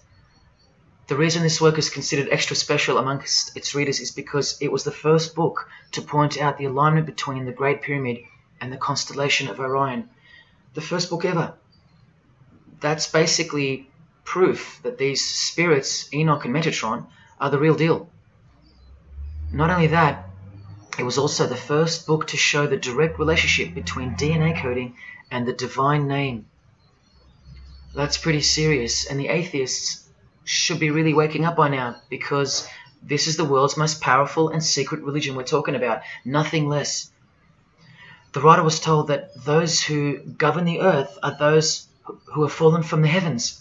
He calls them the masters, and even states that they were punished with penalties that were assigned to each. These are the fallen angels of the Bible, people. These are the masters of the Masonic New Age, as proven here in one of the illustrations from the book. Same symbology. This worldwide catastrophe that is coming will bring about a complete reorganization of Earth's life system. And like all high-grade initiates of the secret societies, every attempt is made to bring positivity to the number of the Vicar of Lucifer. I was given instruction to use the specific light harmonics 666, 999, and 12-12-12. The spirits further inform the writer of the Keys of Enoch that the pattern 666 is used to identify you with respect to the Earth's vibration. The number of the beast of the Book of Revelation of Jesus Christ is not only being glorified, it's manifesting in the world. And from another illustration from the book, once again, the same image we see being used over and over with the eye on top of the pyramid. This is the secret religion that encompasses us and has been influencing us for decades upon decades, 2 to 3 centuries, in fact. Just like the Gospels explain, this is an absolute counterfeit of the truth. Christ is mentioned everywhere, but not Jesus Christ. No, this is the Antichrist spirit, who will eventually manifest and appear to the world as one man. Doesn't sound so mythical anymore when you see that the enemies of Jesus Christ and those behind the New World System, they use biblical terms. And Christ, to depict the antithesis, the anti of the real Christ, their Savior. And these spirits from the world we can't see are the ones who taught mankind the sick art of witchcraft. Look at who supplies this book online, sacredmagic.com. You know what magic really is and what it really entails now. So once again, you can see the connection, the relationship. If you still think that this phrase, New World Order, is a conspiracy theory, you're suffering from a medical condition. On the Lucis Trust website, the consultants to the European Union, you find the statement that the New World servers are occupied with the task of inaugurating the New World Order. In the same article, this shocking admission is made. 2/3 of humanity will stand upon the path at the close of this age, and with that, 1/3 will die, or to put it surreptitiously, will be held over for later unfoldment.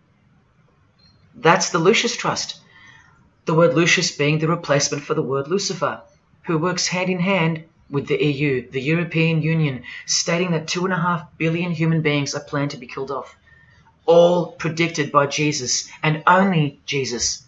And if you still think I'm joking or misleading you about what these people are and what they plan to do, here's a book written by the founder of the Lucis Trust, the Freemason Alice Bailey, Education in the New Age, where she, well, educates you about mass population reduction.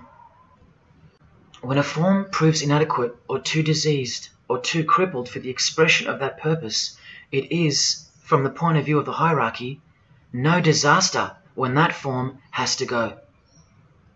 Death is not a disaster to be feared. The work of the destroyer is not really cruel or undesirable. Do you see? Did you hear that? Through the all-seeing eye of Lucifer, the destroyer, for the purpose of the new world, death and mass murder isn't evil, it's good. And Alice Bailey in The Labours of Hercules also tries to re-educate us and protect that God-forsaken number, predicted in the Gospels to be associated with evil. The number of the physical plane activity is called the number of the beast.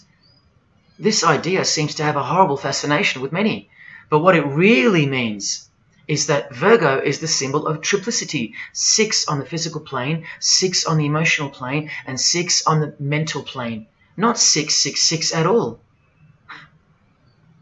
And one more time, from the consultants to the European Union, from their website Lucis Trust, to prove to you that these people are all working toward and waiting for the world leader. The coming of the Avatar and the advent of the coming one are the keynotes of the prevalent expectancy. After everything I've shown you, are you going to ignore this? Or worse, are you going to trust these people, of whom were predicted to this very condemnation 2,000 years ago? Right down to a one-world system, depopulation, and to the man who will carry the number 666, and with it implement a new system in which you won't be able to buy or sell unless you receive a mark in your hand or forehead. And what's just been announced by Business Insider? Cashless society. Due to this, by 2024. This is the manufactured trend for the world. And you better believe it's fulfilling biblical prophecy. You know that book that's been ripped out of schools and hysterically discredited? Why do you think there's a single eye displayed on all the covers of George Orwell's dystopian novel 1984? It's because the one-eye religion is the one in permanent control, where democracy and Christianity have been utterly extinguished and the remaining population live in a whole new level of permanent communism. It is well known that George Orwell himself had ties with the Fabian Society, which is a secret society complete with degrees of initiation. Tucked away neatly somewhere under the wing of Freemasonry, the Fabian Society's logo used to be this: a wolf in sheep's clothing, which is exactly what Freemasonry is. And it was a metaphor for gradually advancing socialism. And socialism is communism for slow learners. This level of denial on our part has been brought on by mass propaganda, because everything has been weaponized to work against you and God's truth. Education, entertainment, and economics. You're a slave to each one. And Freemasonry is the slave master. Listen to the Grand Pontiff of Universal Freemasonry tell you about it in Morals and Dogma. The blind force of the people is a force that must be economized and also managed as the blind force of steam. You are just blind energy to them, made to be enslaved. This force must have a brain. Who do you think the brain is? Freemasonry is the brain, obviously. And he's saying that we're just the body parts that move to its will. Look, these are some pictures I took of the local obelisk in my town. An erect phallus hidden in plain sight. See how the cube at the bottom is rough? In Freemasonry it's called the rough ashlar stone. Well, watch this from Morals and Dogma. The rough ashlar is the people, rude and unorganized. Once again, you can see what this secret society secretly thinks of you. Now see how the stone built on top is smooth? That's called the perfect ashlar. The perfect ashlar is the state, the rulers. Yeah, the one-eye sex cult of Freemasonry, which hides its master, Satanism. Now, where is this brain taking us? Remember, this guy is the general who fought against the United States forces to uphold the institution of slavery. And the Grand Pontiff of Universal Freemasonry, who calls you the vulgar herd and the ignorant multitude, and admits that, yes, unbelievably so, Lucifer is the light bearer. This is the highest authority in Freemasonry, the secret religion of all our leaders and idols. Believe it. Now listen to this. The papacy and rival monarchies, all that will become the heritage of the temple, meaning the temple of Freemasonry. The world will soon come to us for its sovereigns and pontiffs. We shall constitute the equilibrium of the universe and be rulers over the masters of the world. They're gonna own it all. And it's true, the papacy and the monarchy have fallen into their hands. All Freemasons now. This is a 150-year-old book, so you can see how far ahead they plan, while we stay ignorant. How do you suppose that they won't achieve the New World Order? The New World Order of death. Of combined and systematic movement and effort, the great revolution prepared for by the ages will begin to march. The future is all planned for by them, And the revolution prepared for by the ages is coming. And it'll look like a natural occurring event, just as current events seem natural. Lastly, from his other book, Legenda, and reading from the ancient and accepted Scottish rite of Freemasonry, Albert writes, "And thus the warfare against the powers of evil, meaning Christianity, that crushed the Order of the Temple in the 1300s, goes steadily on, and freedom marches ever onward toward the conquest of the world." The conquest of the world, guys. And this is their method. Ingenious as it is, the double-headed eagle, the left and right paradigm. Whether you are pro-abortion or life, prefer Macca's or KFC, Ford or Holden, vote Liberal or Labour, shop at Coles or Woolies, go for the Parramatta Eels or the Canterbury Bulldogs, always the two most opposing forces, the result always feeds the one belly. The two heads always serve the same Masonic beast. Do you get it? That's number one. Number two is the horribly magnificent motto of their double-headed eagle, Ordo ab Chaos. That means order out of chaos. It's the ultimate way to achieve your sinister goals while looking like a hero. With one hand, they create beautiful and noble things. With the other hand, the hidden hand, they destroy and pervert. Then the helping hand comes back in to save or fix things again, alternating from one to the other, while nudging toward a predetermined goal, until finally reaching that goal that's set in mind in the first place. All the while, you never knew that the same hand that's saving you is the same hand that was destroying you in the first place. Order out of chaos. Their order out of their chaos. Another way to look at it is this. Z creates or exploits a problem, then attributes blame to others. Y reacts by asking Z for protection and help to solve the problem. Z offers the solution that was planned for by them long before the crisis occurred. Ordo ab Chaos, order out of chaos. Now you can change Z and Y to suit any scenario. For example, your best friend who wants to sleep with you creates or exploits a problem, then attributes blame to others. You react by asking your best friend who wants to sleep with you for protection and help to solve the problem. Your best friend who wants to sleep with you offers the solution that was planned by them long before the crisis occurred. Each time your best friend gets closer and closer to you until eventually they're in your bed. How about your employee creates or exploits a problem, then attributes blame to others? The employer reacts by asking the employee for help to solve the problem. The employee offers the solution that was planned by them long before the crisis occurred. The employee eventually gets the promotion. But this is the way I really want to put it. The government creates or exploits a problem, then attributes blame to others. The population reacts by asking the government for protection and help to solve the problem. The government offers the solution that was planned by them long before the crisis even occurred. This is how the Great Revolution, prepared for by the ages by the Freemasons, will begin. So who's going to warn you? Even modern Christianity is steered by Freemasonry. Hillsong won't warn the sheep about Freemasonry and the One World Government. What, the Hillsong senior pastor who wrote these books and lives here? No chance. Did modern day Christian heroes like Billy Graham warn you about Freemasonry?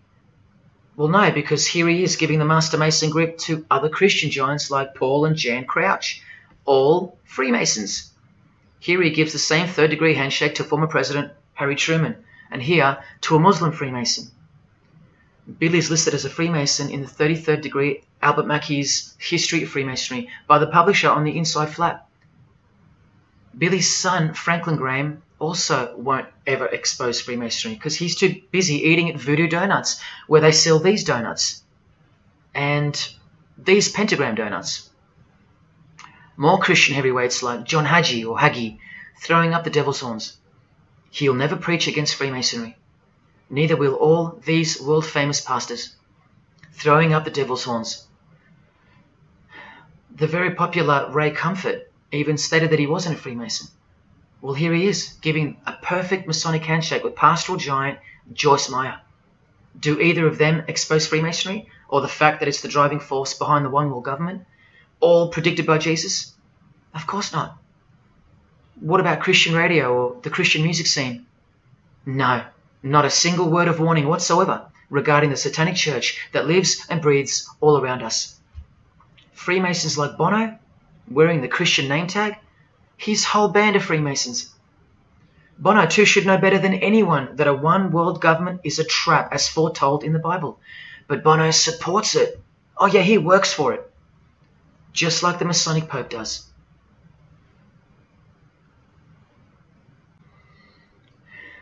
Even if by some freak chance they didn't know any better. No disciple of Jesus can bend their knee to another man in the Masonic Lodge, calling him master and swear to keep secrets. Look what they call each other from the Encyclopedia of Freemasonry. Master Mason, Grand Master, Most Eminent Grand Master, and the most appalling title of all, Most Worshipful Master. Most worshipful.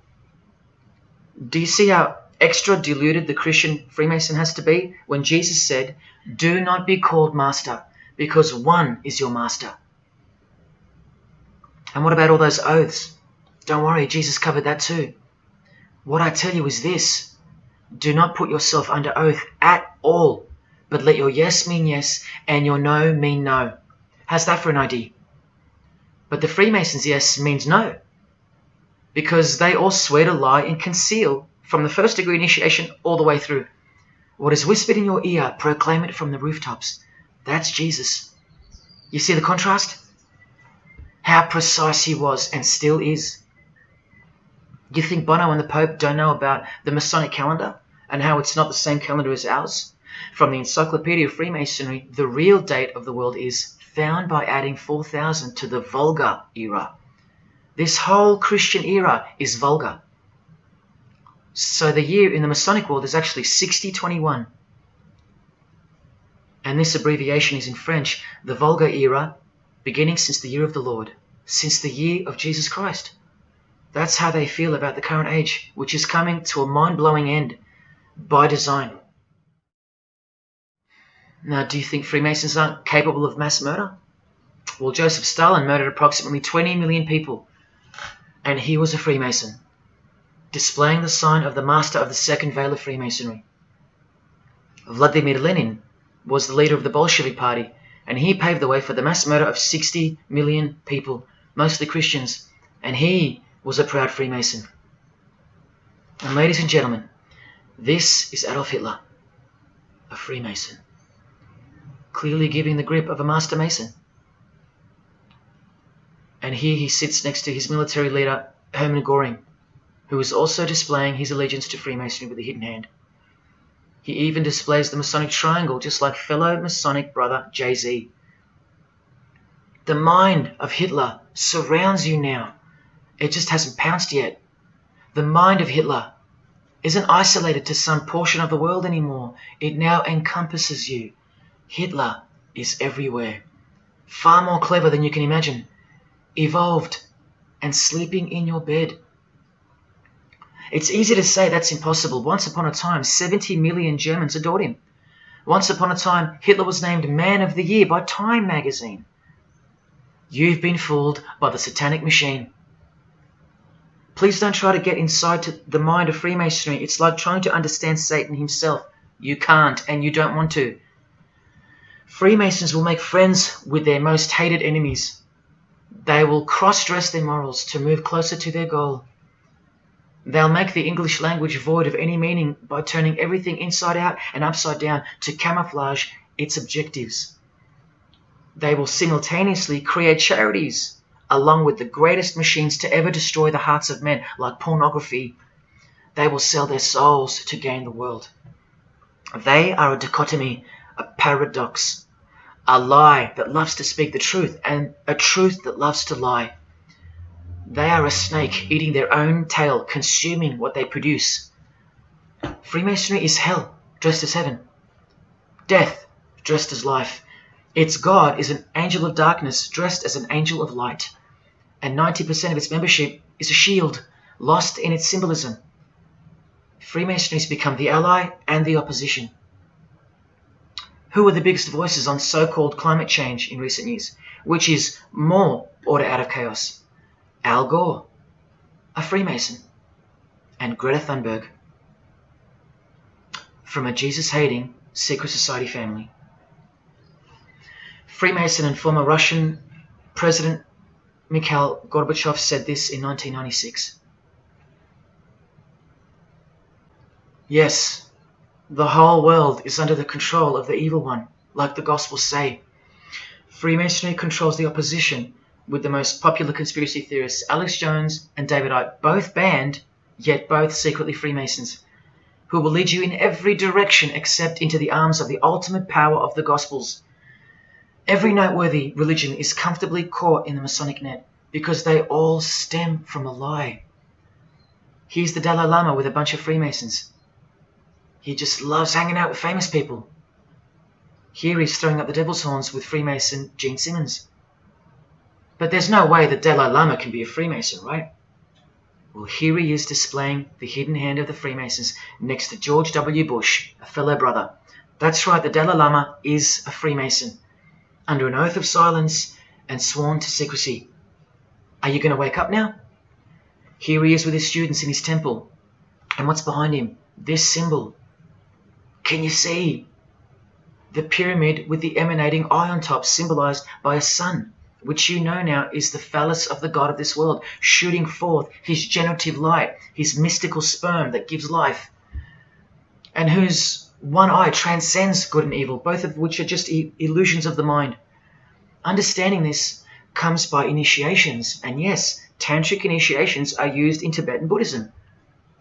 Gerald York was the Dalai Lama's emissary, his personal representative to the West, and he was personal friends with 33rd degree Freemason and Satanist Aleister Crowley, who wrote 20 essays named Aleister Crowley, The Golden Dawn, and Buddhism.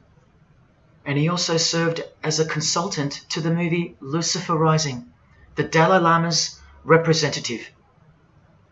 See how the eye can also be represented by the sun, caught behind the moon in this movie poster. That's just like the Dalai Lama's logo. And here's a scene from the movie with the Masonic square and compass hidden in plain sight. Look at the symbol of Buddhism, and look at the floor inside every Masonic lodge, symbolizing opposites and equilibrium, which creates life, and where evil is not what it seems, it's necessary. Why do you think the New Age author Christopher Hyatt, who writes that the Grand Vicar of Lord Lucifer is soon to be crowned Prime Minister of the world, notes in that same book his appreciation of Nietzsche, the man who states that the Christian is the sick animal man, the Zohar, which is witchcraft, and Buddha. These are the people he appreciates. Why does he lump Buddha into the same basket? I'll tell you why right now. Because in his highest manifestation, the Buddha, seeing the illusionary world through the all-seeing eye, his third eye, would not interrupt a rape if he happened to walk by, so as to stay detached from the karmic cycle. Whereas Jesus, knowing everything and more than the Buddha, would sacrifice himself, because he was born to destroy evil, not transcend it. So tell me, who would you rather have walk by if you were being raped? A transcendental meditator or Jesus Christ? Whatever you think of me, you will have to reconcile the fact that all the leaders of the world, from Scott Morrison to the Dalai Lama, belong to the very same secret society as Adolf Hitler did, Freemasonry. The secret religion no one speaks about, for good reason, and by good I mean very, very evil. What do you think is going on here? I've told you almost exactly what's going on. We're in a lot of trouble, because in the land of the blind, the one-eyed man is king, and Hitler, Stalin, and Lenin combined will be child's play compared to what's just ahead. Now here's a point-blank picture of the future and the reality of their most brutal truth from the 33rd degree Freemason Aleister Crowley's The Book of the Law. We have nothing but the outcast and the unfit. Let them die in their misery. Compassion is the vice of kings. Stamp down the wretched and the weak. This is the law of the strong. Do you see? Can you see the future yet? Now please pay attention from his other book, Magic in Theory and Practice. This is what all the degrees of initiation are for. And this is what it takes for them to create the New World Order. He speaks of the initiation in the true order of the Rosy Cross. Rosy Cross being another name for the order of the Rosicrucians. Remember the guys that built this? Now this is a 33rd degree Freemason speaking. It is extremely desirable that he should have attained an absolute degree of moral emancipation. That is purity of spirit and perfect understanding. I've shown you this over and over. Because the world is full of evil, they mimic the morals of nature, because they are the true morals of the true God of this world. That's purity to them. That's true honesty and perfect understanding. Evil is good. That's the moral emancipation he's speaking of. Now watch this and brace yourself, because this is the future. There is a magical operation of maximum importance, the initiation of a new eon. When it becomes necessary to utter a word, the whole planet must be bathed in blood. This bloody sacrifice is the critical point of the world ceremony of the proclamation of Horus, the crowned and conquering child, as Lord of the Eon. I've shown you that secret societies participate in the science of blood rituals. Well, this is what it climaxes into. A massive blood ritual in the name of the new Eon, the new age, which revolves around a divine plan not of this world, as confessed by all of them. You are not who you think you are. You are not where you think you are. Do you see it? Can you fathom? And what blood means in this world? So much more than what you may have known before now. Blood sacrifice is of the utmost importance. It's what the beings in the other realm require, desire. We can't fully understand it. But do you see how the blood sacrifice of Jesus Christ takes on a whole new meaning now? A very real meaning. And guess what? Because of it, the good guy really does win in the end. You either fall under the blood of the world or under the blood of him. There is no middle ground.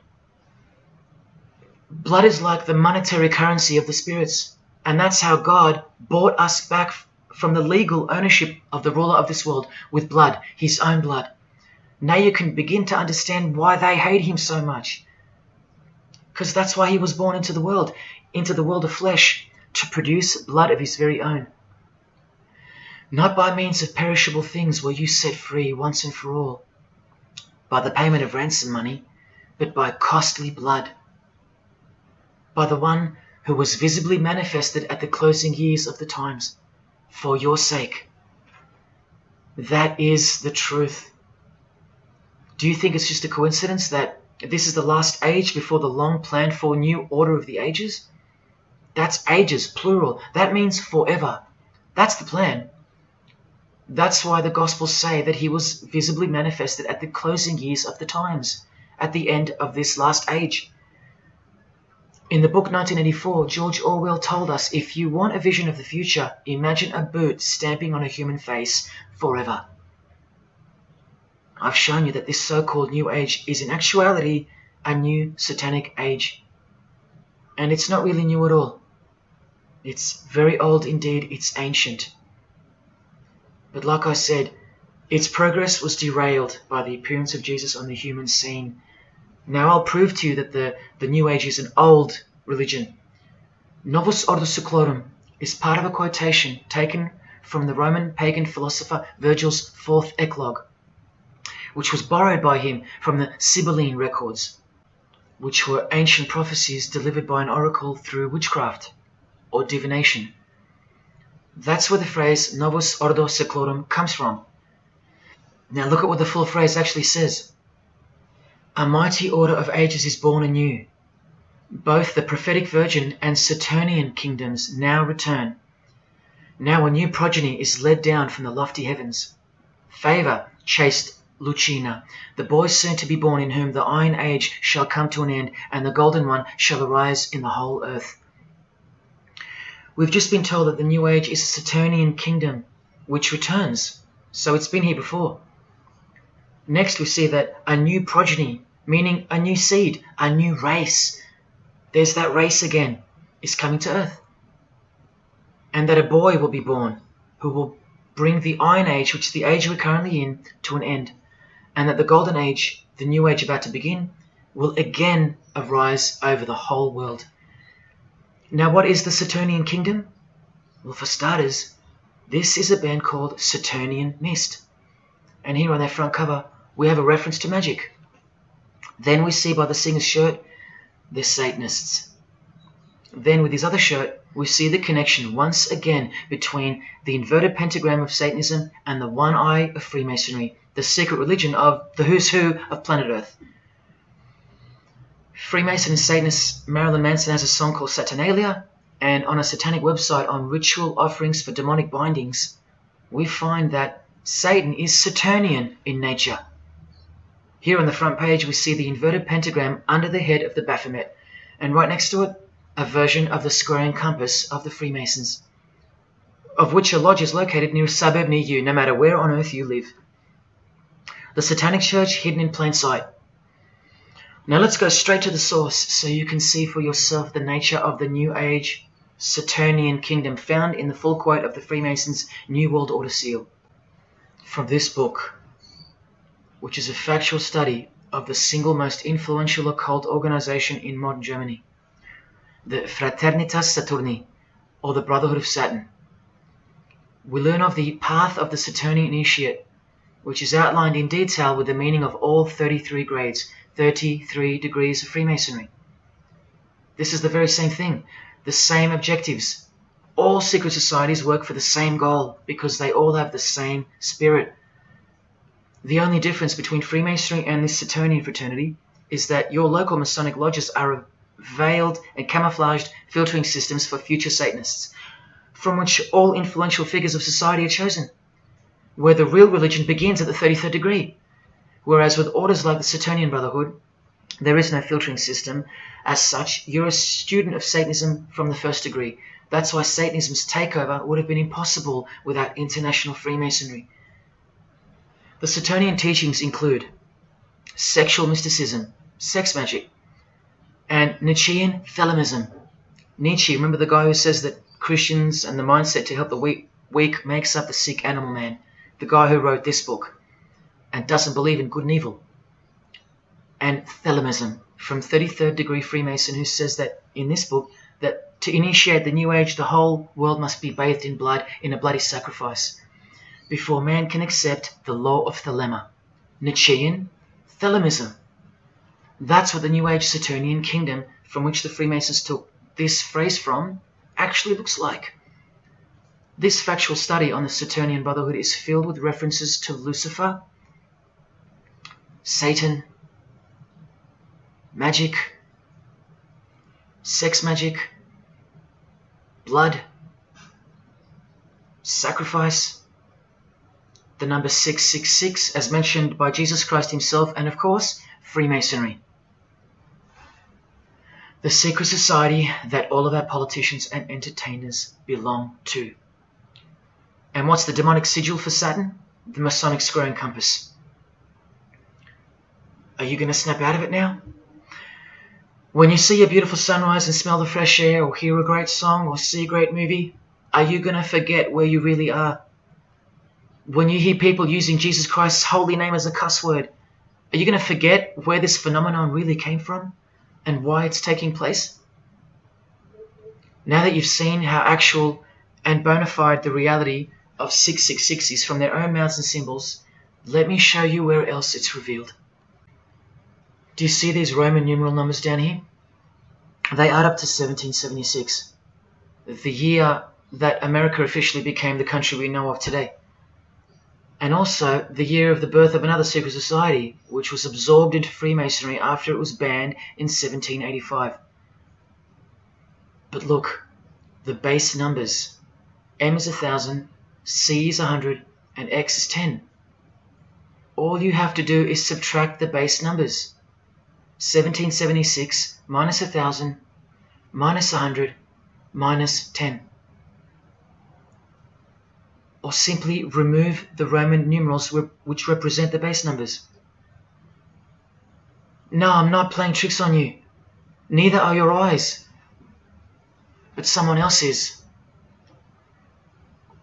Now that you've seen the prevalence and seriousness of this horrid number, now that you've seen what you've seen, I can show you where else it appears. This figure. is represented by the numbers. To make this work, they had to remove the number 1 altogether and separate the 2. Of course, we'd be too dumb to pick up on it. But 789 minus 456 is this, multiplied by this lonesome 2. That's right. This dark and mysterious figure is none other than the long-anticipated Antichrist, the ruler of the Saturnian kingdom, which is on its way. And Australia has been steeped up to its neck in secret societies since the early 1900s. World Economic Forum logo, with this slash through the O's, is of course representative of the number of the ruler of the New Age, 666. The barcode is the primitive version of the worldwide system that Jesus predicted would revolve around the number of the beast. And as you can see, the base of every single barcode in all the world is 666. No matter if the lines are on the ends and in the middle are elongated or not. I found that out from the horse's mouth in an interview with the man who was commissioned by IBM to come up with a new way to automate data collection. There are in fact 3 6s in the Google logo, which comes from this occult symbol. Coincidence? And he found in a Masonic lodge the square and compass symbol appears in the middle of a hexagram, which is a symbol used in the royal art of Freemasonry, witchcraft, as shown in this book. Well, among other things, the hexagram itself can be broken down to quite clearly represent 666. This is a Masonic square and compass designed by the Manal Masonic Lodge, symbolizing world unity. Up the top you find the logo of the United Nations. Well, there are 33 segments in the UN logo, symbolizing the 33 degrees of Freemasonry. See this crop circle here, with the Masonic eye on top of the pyramid? I know nothing about crop circles and the phenomenon of them, but I know how many rays are coming off the eye. 33. 33 degrees of Freemasonry. Don't forget that the highest authority of Freemasonry already admitted to be the designers of the pyramidal seal in a 1962 edition of their magazine, The New Age. I've shown you how the inverted pentagram makes for the spelling of the word Mason in the same seal. Well, that same pentagram with the elongated top horns appears here in a European Union logo. An inverted satanic pentagram right in front of our eyes. Here's the European Union building architecturally mimicking the Tower of Babel. That was the very same tower that the God of the Bible destroyed thousands of years ago, according to the Bible, when Nimrod, one of the admitted founders of the original craft of Freemasonry, tried to unite the world under one world government. So this logo and this building design is a clear statement to the God who intervened the first attempt at a world government. This is England's Secret Service logo for MI5 with the word intelligence being symbolized by the eye of Lucifer, who was viewed as the most intelligent entity in existence by the secret societies. And this is the symbol for the Information Awareness Office. You know exactly who's in control, and now you know exactly what they want, and they will get it.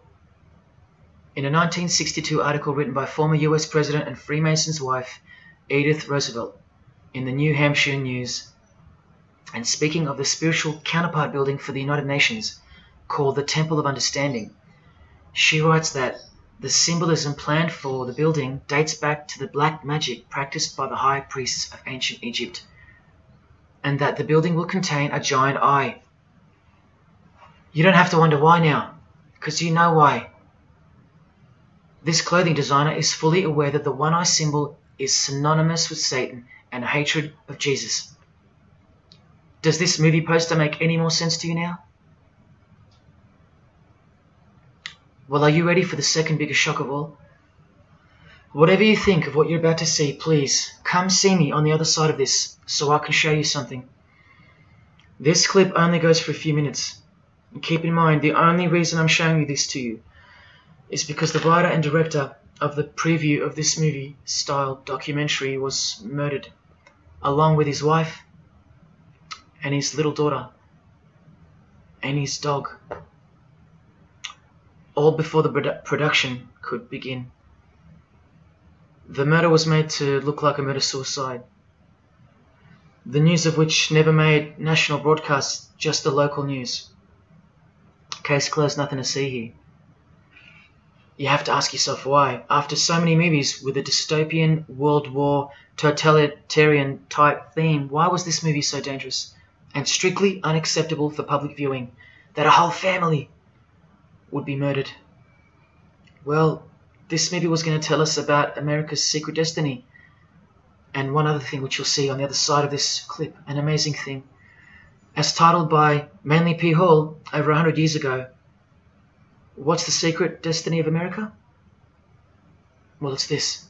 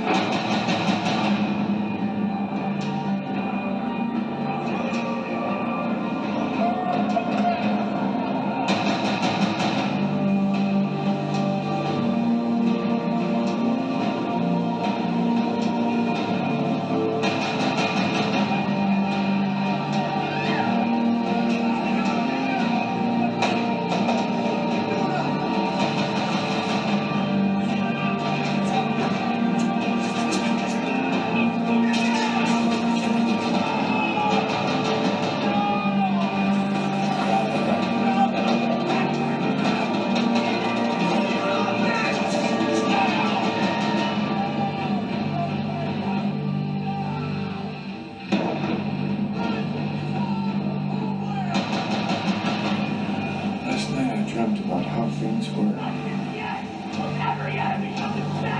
I woke up here.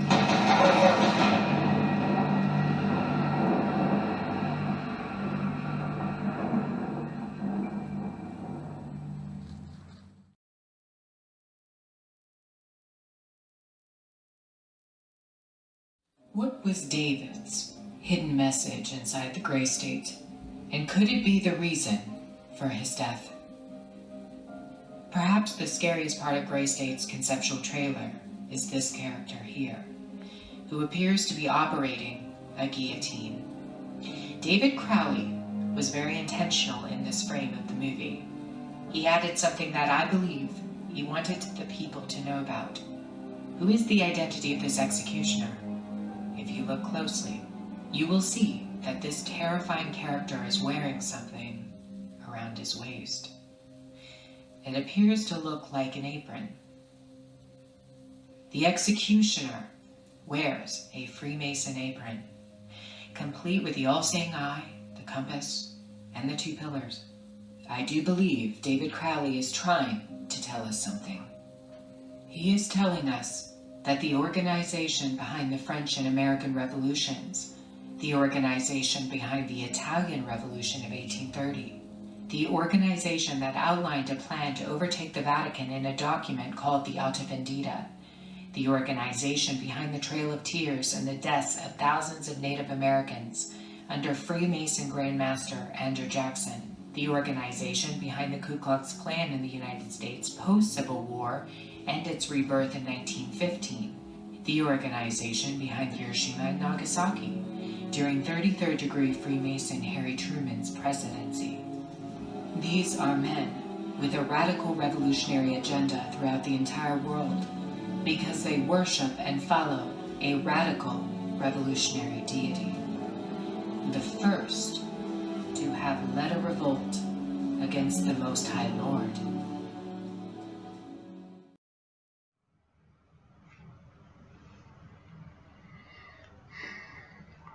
When I was in high school, coming from a completely non-Christian and non-religious family or background, I distinctly remember the first time that I decided that the Bible or the New Testament, to be more precise, was definitely not true.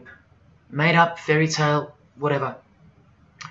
It was one verse, one scripture that to me at the time proved unequivocally that it wasn't written for our time. A prophecy that was impossible to be fulfilled. Here's the verse. And I saw thrones, and they sat upon them, and authority to administer justice was given them. And I saw the souls of those who had been beheaded, because of the testimony they bore of Jesus, and because of the word of God. No way could guillotines be introduced as a form of execution in the 21st century, right? No way. Proof that the Bible was a prehistoric book written for prehistoric people. And this is long before he woke me up on a midnight highway to spare my life from a high-speed collision into a concrete wall. Ladies and gentlemen, in 2021, like the smartphone or the smartwatch, this is called the Smart Guillotine. Built by Chanel. You know, the perfume and clothing and accessories brand for the rich. What on earth does a perfume company have to do with chopping people's heads off? Well, I thought I told you that all of this is just the tip of the iceberg. I wonder who really owns Chanel. Well, here's their logo, and there is an eye in the design. And have you seen their drip design? How odd. Welcome to the real world. You ready? This is from a legislation archive from the Georgia House of Representatives in the 1995-96 sessions. This is Bill HB 1274 on the death penalty, guillotine provisions. How far along are we into enacting these bills worldwide? I don't know. Maybe they've been enacted already. But I just wanted to show you that in 1995 the ball was already rolling. Another ball that's rolling are the 7 universal Noahide laws. They sound great from the outside, designed so to conceal some terrifying details on the inside. Firstly, they were signed into US law in 1991 by George H.W. Bush on March 26. Here's the bill and resolution. It was named Education Day. As you can see in the details of Resolution HJ 104, they are the 7 Noahide laws, resolved by the Senate and House of Representatives of the United States of America in 1996. Every single president since H.W. Bush has annually re-signed this resolution. Many world leaders have called for the acknowledgement and observance of the 7 Noahide laws, including the President of the European Union in July 2014 and the Australian Governor-General Michael Jeffrey in 2008. And this will be international law. So what's the problem? Well, just for starters, the law against idol worship will include, quite specifically, the worship of Jesus Christ as the Son of God, which the Noahide laws will classify as blasphemy, and the punishment for transgressing the 7 Noahide laws and for blaspheming the ineffable name of God by calling Jesus God is decapitation. I'll let you take that in for a second. This will be governed by a world court with no possibility of appeals. Something like this, an international Sanhedrin. Who do you think is truly behind these laws? Well, I can show you that right now. Here is the bill being signed into law by H.W. Bush, and here is their signature hidden in plain sight, the hidden hand of Freemasonry. displayed by this sinister and gloating-looking individual. And you know what Freemasonry is a cover for now. Who do you think designed the guillotine in the first place? This guy, Joseph Guillotine, a Freemason. Still don't believe in the prophecies of Jesus Christ? You're still in denial?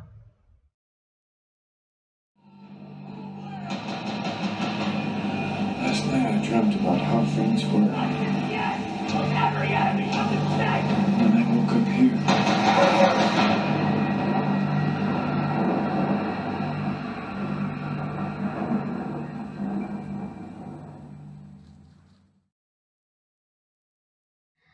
Well, that's why the director was murdered. And his wife, daughter, and dog. I think of them often, and sometimes when I need spiritual sobering up, I think of that fateful and evil night where that beautiful Christian family were brutally eliminated. If you think he wasn't onto something, well, he paid the greatest price to share this with you. Prophecy will be fulfilled. Listen to the words that come right after the execution by guillotine scripture in the Gospels. And I saw those who were such that they did not worship the beast, nor his image, and did not receive his mark of identification upon their forehead and hand. Remember this mark in the video? I'm not saying that the director knew what the mark would be, but based on the symbology, he knew who would be behind it. Look at the triangular symbol of the Freemasons. The Masonic triangle around the eye, and the Brotherhood of Saturn. Now look at the front cover of the book written by New Age author Maurice Nicoll. The mark. Same symbol. Identical to the symbol used by J.K. Rowling, who said its design was inspired by the Freemasons. Who has this tattoo, which represents the Baphomet. Well, Solve Coagula is the process in which they will bring this New World system to life. It's identical to the Masonic motto of order out of chaos. Solve means dissolve or destroy, and coagula means to bring the elements back together into a new and higher form, a new and higher system. Jesus described it as the beast system, and one way or another, we will be marked as a form of identification in order to participate. But first, chaos must ensue. A deep Masonic truth, which is mostly true anyway, is that destruction precedes construction. It's like having to destroy a tree in order to create a table. The same principle applies to creating the New Age. That's why I know that the process which involves the creation of a new system must involve the destruction of this one. Now, this is the last referenced work I'm going to use to show you who will be the head of that system, that one world government. A book by David Spangler, considered as one of the founding fathers of the modern New Age. He also has an intimate relationship with the United Nations, as shown in a 1975 document which was uploaded to the UN archives in 2006. Please pause to confirm that, where you can find his name listed under the Board of Directors for the Planetary Citizens Group. In his book, Reflections on the Christ, David Spangler, remember, one of the founding fathers of the New Age and a member of the Board of Directors in a United Nations sanctioned program, repeatedly upholds and honors the entity known as Lucifer. He tells us all about what is required to step into the New Age. Well, mainly, what's required is a new understanding of the angel Lucifer. He writes that when this great project of evolution began, man went forth as consciousness to learn his divinity, and Lucifer went with him. It is important to see that Lucifer, described as an angel, a being, a great and mighty planetary consciousness. He says that, just like in Halloween and Trick or Treat, if the person offers a treat to Lucifer who knocks on his door, and the person says to Lucifer, "Come in, and I will give to you the treat of my love and understanding, and I will uplift you in the light and presence of the Christ." Christ meaning my outflow. then Lucifer becomes that being who carries the ultimate treat, the light of wisdom. Lucifer represents experience. Lucifer is literally the angel of experience. The Luciferic element becomes the true revealer of light, the angel of light. The light that reveals to us the path to the Christ comes from Lucifer. The Christ that he refers to obviously is the Antichrist spirit, who will eventually manifest on earth as one man. But for some odd reason on page 60 he feels compelled to clarify that he was only joking once when he said maybe to enter the New Age we all need to take a Luciferic initiation. Well, that's definitely no joke. That's right, Lucifer is the savior of the secret societies. The solar system was the manifestation of the consciousness of a very great being known as the Solar Logos. And if we go back to the secret society of the Brotherhood of Saturn, we read that mankind will be able to take a measure of egocentric power from the Solar Logos. In this way, Lucifer is the savior of humankind.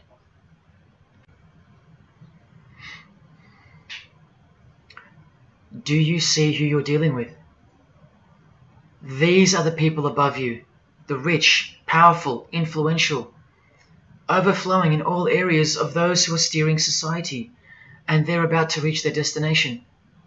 Who showed you? Who told you? Who warned you? Jesus Christ did. Oh, those pesky Christians. In the animation Flushed Away, the villain Toad conspires to genocide all the rats in the Silver World and replace them with a superior species, a new species. No one is aware except for this one rat who's briefly seen in the beginning. He's a Christian rat, a nut job, carrying around a plaque, as some real-life Christians used to, warning everyone of the impending doom that is upon them. What's the twist that's hidden in plain sight for no one to see? Well, the villain Toad, planning the New Age, wears the ring of a Freemason. This ring. And he wears it exactly on the finger that a Master Mason should. It is worn on the third finger of the right hand. There is one who predicted it all, and they know that. That's why he's been so thoroughly discredited, or so it seems. Yes, the nutjob Christian was right all along. Remember one last thing before I close. From Masonic New Age author Christopher Hyatt, who spoke of the well-planned-for and long-awaited invocation of the Prime Minister of the world, when he wrote in his book, A Massive Truth That I Wish With All My Being That You Would Grasp. Both satanic cults and Christian fundamentalists are closer to seeing the truth than most normal people. The world has always been at war, a spiritual war from the beginning. And if you don't know it, then you're losing the battle. The Gospel tells us so accurately that the enemy we wrestle against is not made of flesh and blood, but it is made of spiritual forces of evil in heavenly realms. That's where the real war is being waged, in the spirit. And now that we know what secret societies are and what they've tapped into, we can rest assured that that statement from the Gospels is true.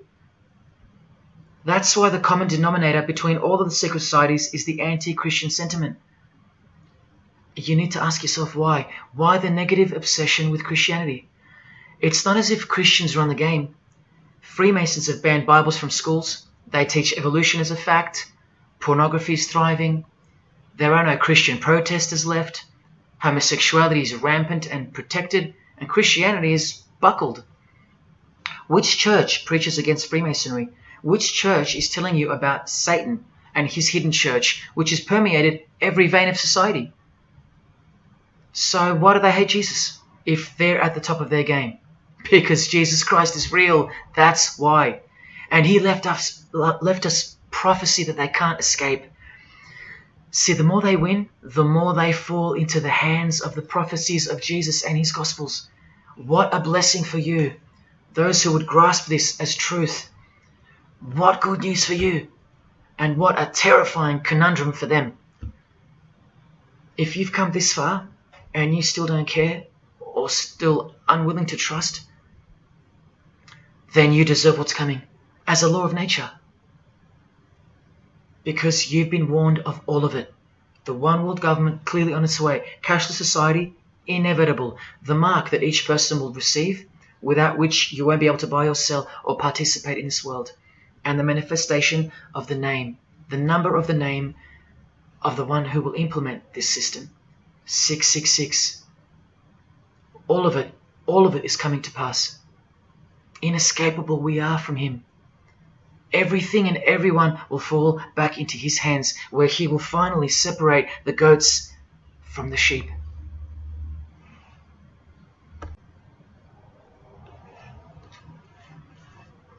Now watch the Bible destroy Freemasonry like no other book in 2 minutes.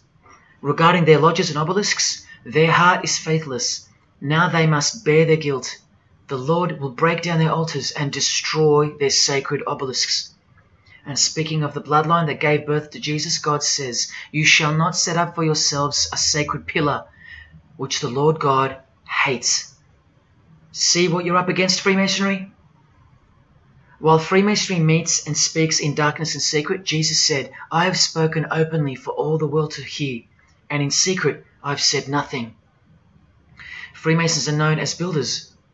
Well, the stone which the builders rejected has become the cornerstone. Everyone who falls on that stone will be dashed to pieces. Anyone on whom it falls will be crushed. Every Masonic lodge is built so that all the members face the east. Who are these men with their backs toward the temple, facing the east and worshipping the sun? It is detestable. Freemasonry does evil in secret with their hidden hand, but they blow a trumpet over the hand that does good. But Jesus says, when you give to the needy, do not let your left hand know what your right is doing. Your good deed must be in secret, and your Father who sees what is done in secret will reward you. You can't become a Mason if you're broke, blind, maimed, or have a criminal record. Jesus said, but when you give a banquet, invite the poor, the crippled, the lame, the blind. Freemasonry takes pride in its secret rituals and is hungry to rule the world. The Gospels say that their destiny is destruction. They make appetite their God. They take pride in what should bring shame. Their minds are set on earthly things. Freemasonry believes that the light is but darkness visible. The Bible says, woe to those who call evil good and good evil, who put darkness for light. And Jesus further said, if therefore the light which is in you be darkness, how great a darkness that would be. Freemasons spend their whole lives taking gruesome oaths of secrecy. Jesus said, but above all things, my brethren, stop the practice of putting yourselves under oath. Freemasonry is built upon a hierarchical system, a pyramidal system. Jesus said, for everyone who exalts themselves will be humbled, and whoever humbles themselves will be exalted. We could go on, but we're going to end on this one. Exclusively written for the practices in the lodge room of political Freemasonry. A troublemaker and a villain who goes about with a corrupt mouth, who winks with his eye, signals with his feet, and teaches with his fingers, who plots evil with deceit in his heart. He always stirs up conflict. Therefore, the disaster will overtake him. He will suddenly be destroyed. That is Freemasonry through and through. And apart from the man in the mirror, prior to your baptism of the Holy Spirit, Freemasonry is the villain. They do go about with a corrupt mouth as they are sworn to secrecy. They do proverbially wink with the eye, making the one eye. They most certainly signal with their feet and teach with their hands and fingers. In the lodge, I can vouch. And they do plot evil, stir up conflict, in order to further their goal of the New Age and the New World Order, the greatest conflict being up ahead. But thank God Almighty above, the verse also tells us that disaster will overtake them, and they will be destroyed. One frightful and glorious day. You can count on that.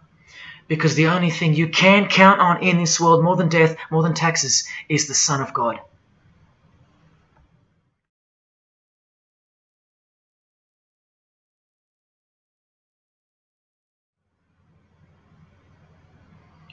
This is it. This is the last shock, and by far the biggest. If you ever needed intellectual proof that Jesus Christ is real and living right now, this is it. If Jesus and the Gospels weren't true, then Luciferians wouldn't be running the world. Atheists would, or some other version of modern man. Anyone, but not Satanists, not the passionate enemies of Jesus. If Jesus wasn't real, then so-called Satanists would be scattered here and there over the world in little local covens by silly teenagers rebelling against society and living in their own la-la land with their own little make-believe devils, being make-believe rebels. But no, people who believe that Lucifer is God run the world from top to bottom. They are dedicated to the core. They're highly sophisticated. They make the movies, they star in the movies. They write the songs, they sing and dance. They are worshipped as idols. They set trends, they live large, and they practice witchcraft, complete with sex magic and blood sacrifices. Why? Why do they do that? Why would they bother? Because witchcraft is real and has been since before civilization began, hidden from the vile multitude who have been stupefied by propaganda to the point that they don't believe in anything anymore. And who waged a war on witchcraft on your behalf? God did, the God of the Bible. If Jesus wasn't real, Luciferians wouldn't be building their paradise on earth. Atheists would. If Jesus wasn't real, Luciferians wouldn't be passionately hating him to the point of keeping their existence hidden under penalties of torture and death. Lo and behold, in the 21st century. Yes, if Jesus was a myth, Luciferians wouldn't be working overtime to inadvertently fulfill every prophecy that Jesus gave us. Can anybody read me? What part of Jesus foretold a worldwide cashless system, a worldwide government, and a worldwide religion do you not get? If Jesus wasn't real, why do former Satanists freely admit that only the true Christians are immune to witchcraft? They have no power over the disciples of Jesus. How is that possible? And what about this one that's been going around? If the Gospels were written by the Catholic Church in order to control people, then why didn't they include a Pope in the Scriptures? There's no Pope here. Why didn't they include instructions to obey the priests? There's no priests in the New Testament, except for God himself and all his disciples. We're all priests. If the Gospels were an invention of the Catholic Church, why does Jesus say to call no man Father except your Father in heaven? Yet every priest holds the title of Father. If the Gospels were an invention of the Catholic Church to control people, why were only priests allowed to own a Bible and not the common people? Why did they burn William Tyndale at the stake, a Christian scholar who translated the Bible into English? Are you with me? Please help me understand how you don't believe in Jesus when even your enemies, the high-ranking Freemasons, think that you're stupid for not believing in Satan. There was the first shock, which was the fact that an international secret society exists at all, and that all people in power, prominence, celebrities, they're members of it. That was the first shock. The second shock was the oaths they take and the rituals they perform. Decapitated heads, brains exposed to the sun, drinking wine from human beings' skulls, all done by the people you respect the most. Pretty shocking if you have any brains left in your skull and heart left in your ribcage. The third shock was the reason they took the oaths and performed the rituals, and that reason is that the secret society they all belong to is in fact Satanism. The fourth shock was the details of witchcraft and the details of the new satanic age, the Saturnian kingdom, where billions are planned for death to pave the way for a spiritual and technological utopia. But do you know what the biggest shock of all is? The shock that surpasses all of them combined. It's Jesus. Jesus is the shock. He's the shockwave, the reality and truth of him. Because that changes everything. He changes everything. The greatest news you could never think up, that God left his abode to come here, a form of hell, manifest on earth, to be ridiculed and executed to save our sorry asses by taking a bullet for us. Don't worry, his second coming won't be so sacrificial. Better start fearing like you fear a cop and like you fear a judge. Oh, I know you tremble in front of them. But you don't fear God? Oh, how we love the darkness and sin. Possibly you, loved gossip. You loved sex and porn. You loved sodomy. You couldn't stop lying. You couldn't stop cussing. You loved your idols, singers, actors, sports people, sports teams. Putting people who fart, smell, and eventually die on a pedestal. You just couldn't cut yourself off from the ways of the world. Purity? Who wants to be pure? I have to be pure? I have to live holy? Stop sinning? That's so boring. What kind of God is this? To hell with that God. Well, do you like filth in your home? Do you? Do you like filth on your carpet, on your clothes, on your face? Do you invite filthy guests over and give them a share in all your belongings and all your power? Do you give them the keys to your house and car? No, you don't. But the Creator, who has the greatest house of all, he should. We can barely earn $1,000 a week, and we don't give that away to anyone.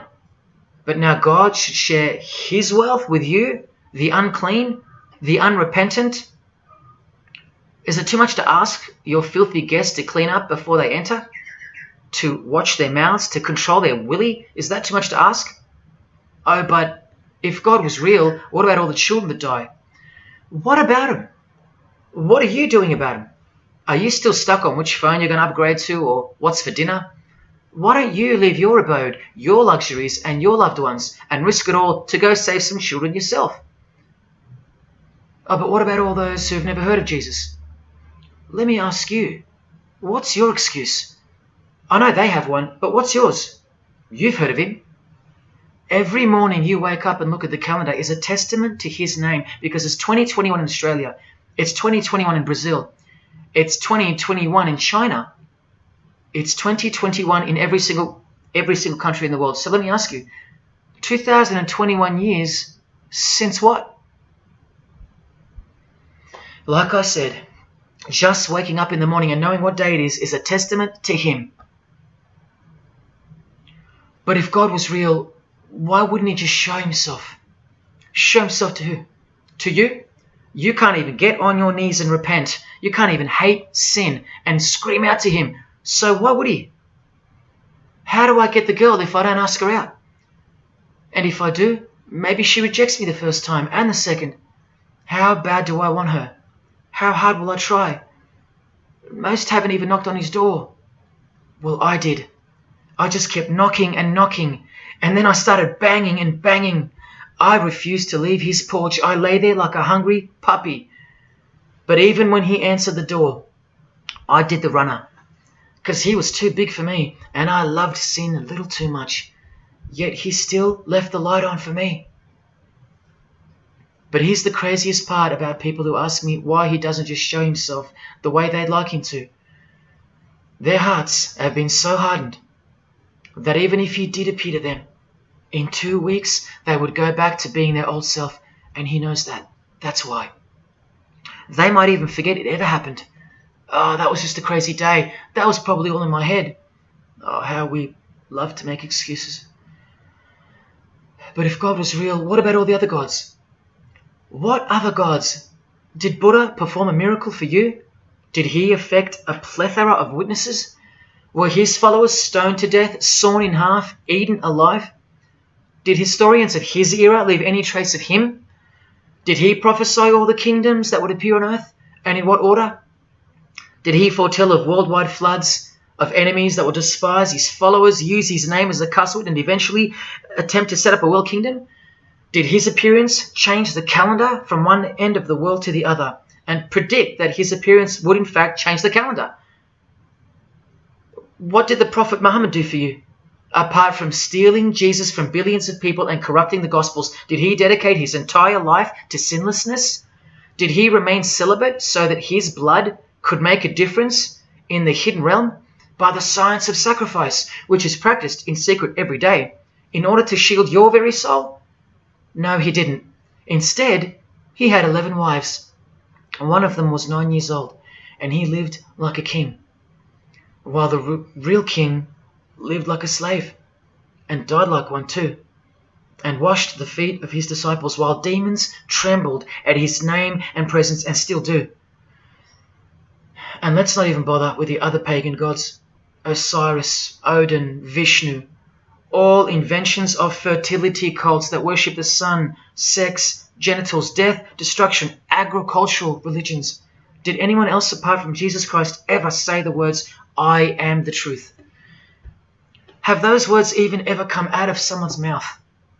I've heard of "I know the truth," "I have the truth," but "I am the truth"? That doesn't even make sense. Unless truth itself was once upon a time born on earth as a man. Well, of course he's the truth. Where are all the heart-wrenching, knee-buckling testimonies about the indescribable power of this Holy Spirit, which comes in to sweep you off your feet and drown you in its tides, changing you forever? Where are all those testimonies? I'll tell you where they are. In the Christian column. That's where. Oh yeah, you'll get them here and there in every genre, but Christian testimonies simply outclips the rest. Where are all the life-changing, electrifying Hindu testimonies? The Muslim testimonies? A Muslim, Buddhist, or a Jew on the street corner, or from the proverbial rooftops, shouting the truth for all to hear, no matter the cost, because they love us that much, because he loves us that much? Where are they? And Freemason testimonies? Have you even heard of one of those? Satanic testimonies? You ever heard of one of those? A Freemason on his knees sobbing from joy because of the overwhelming knowledge that Lucifer loves him? No Mason or Satanist has ever done or heard of such a thing. But the biggest cult in size is the cult of society. Where do you think the word culture comes from? And the TV, the doctors, the idols, the PhDs, the scientists, they are the priests of the cult of society. You atheists think you don't live in a religious world of your own, filled with daily rituals and daily worship? Even your beliefs require faith in what your priests teach you. Evolution, no proof. Age of the earth, no proof. Distance of the sun, all faith-based on what you are told by strangers.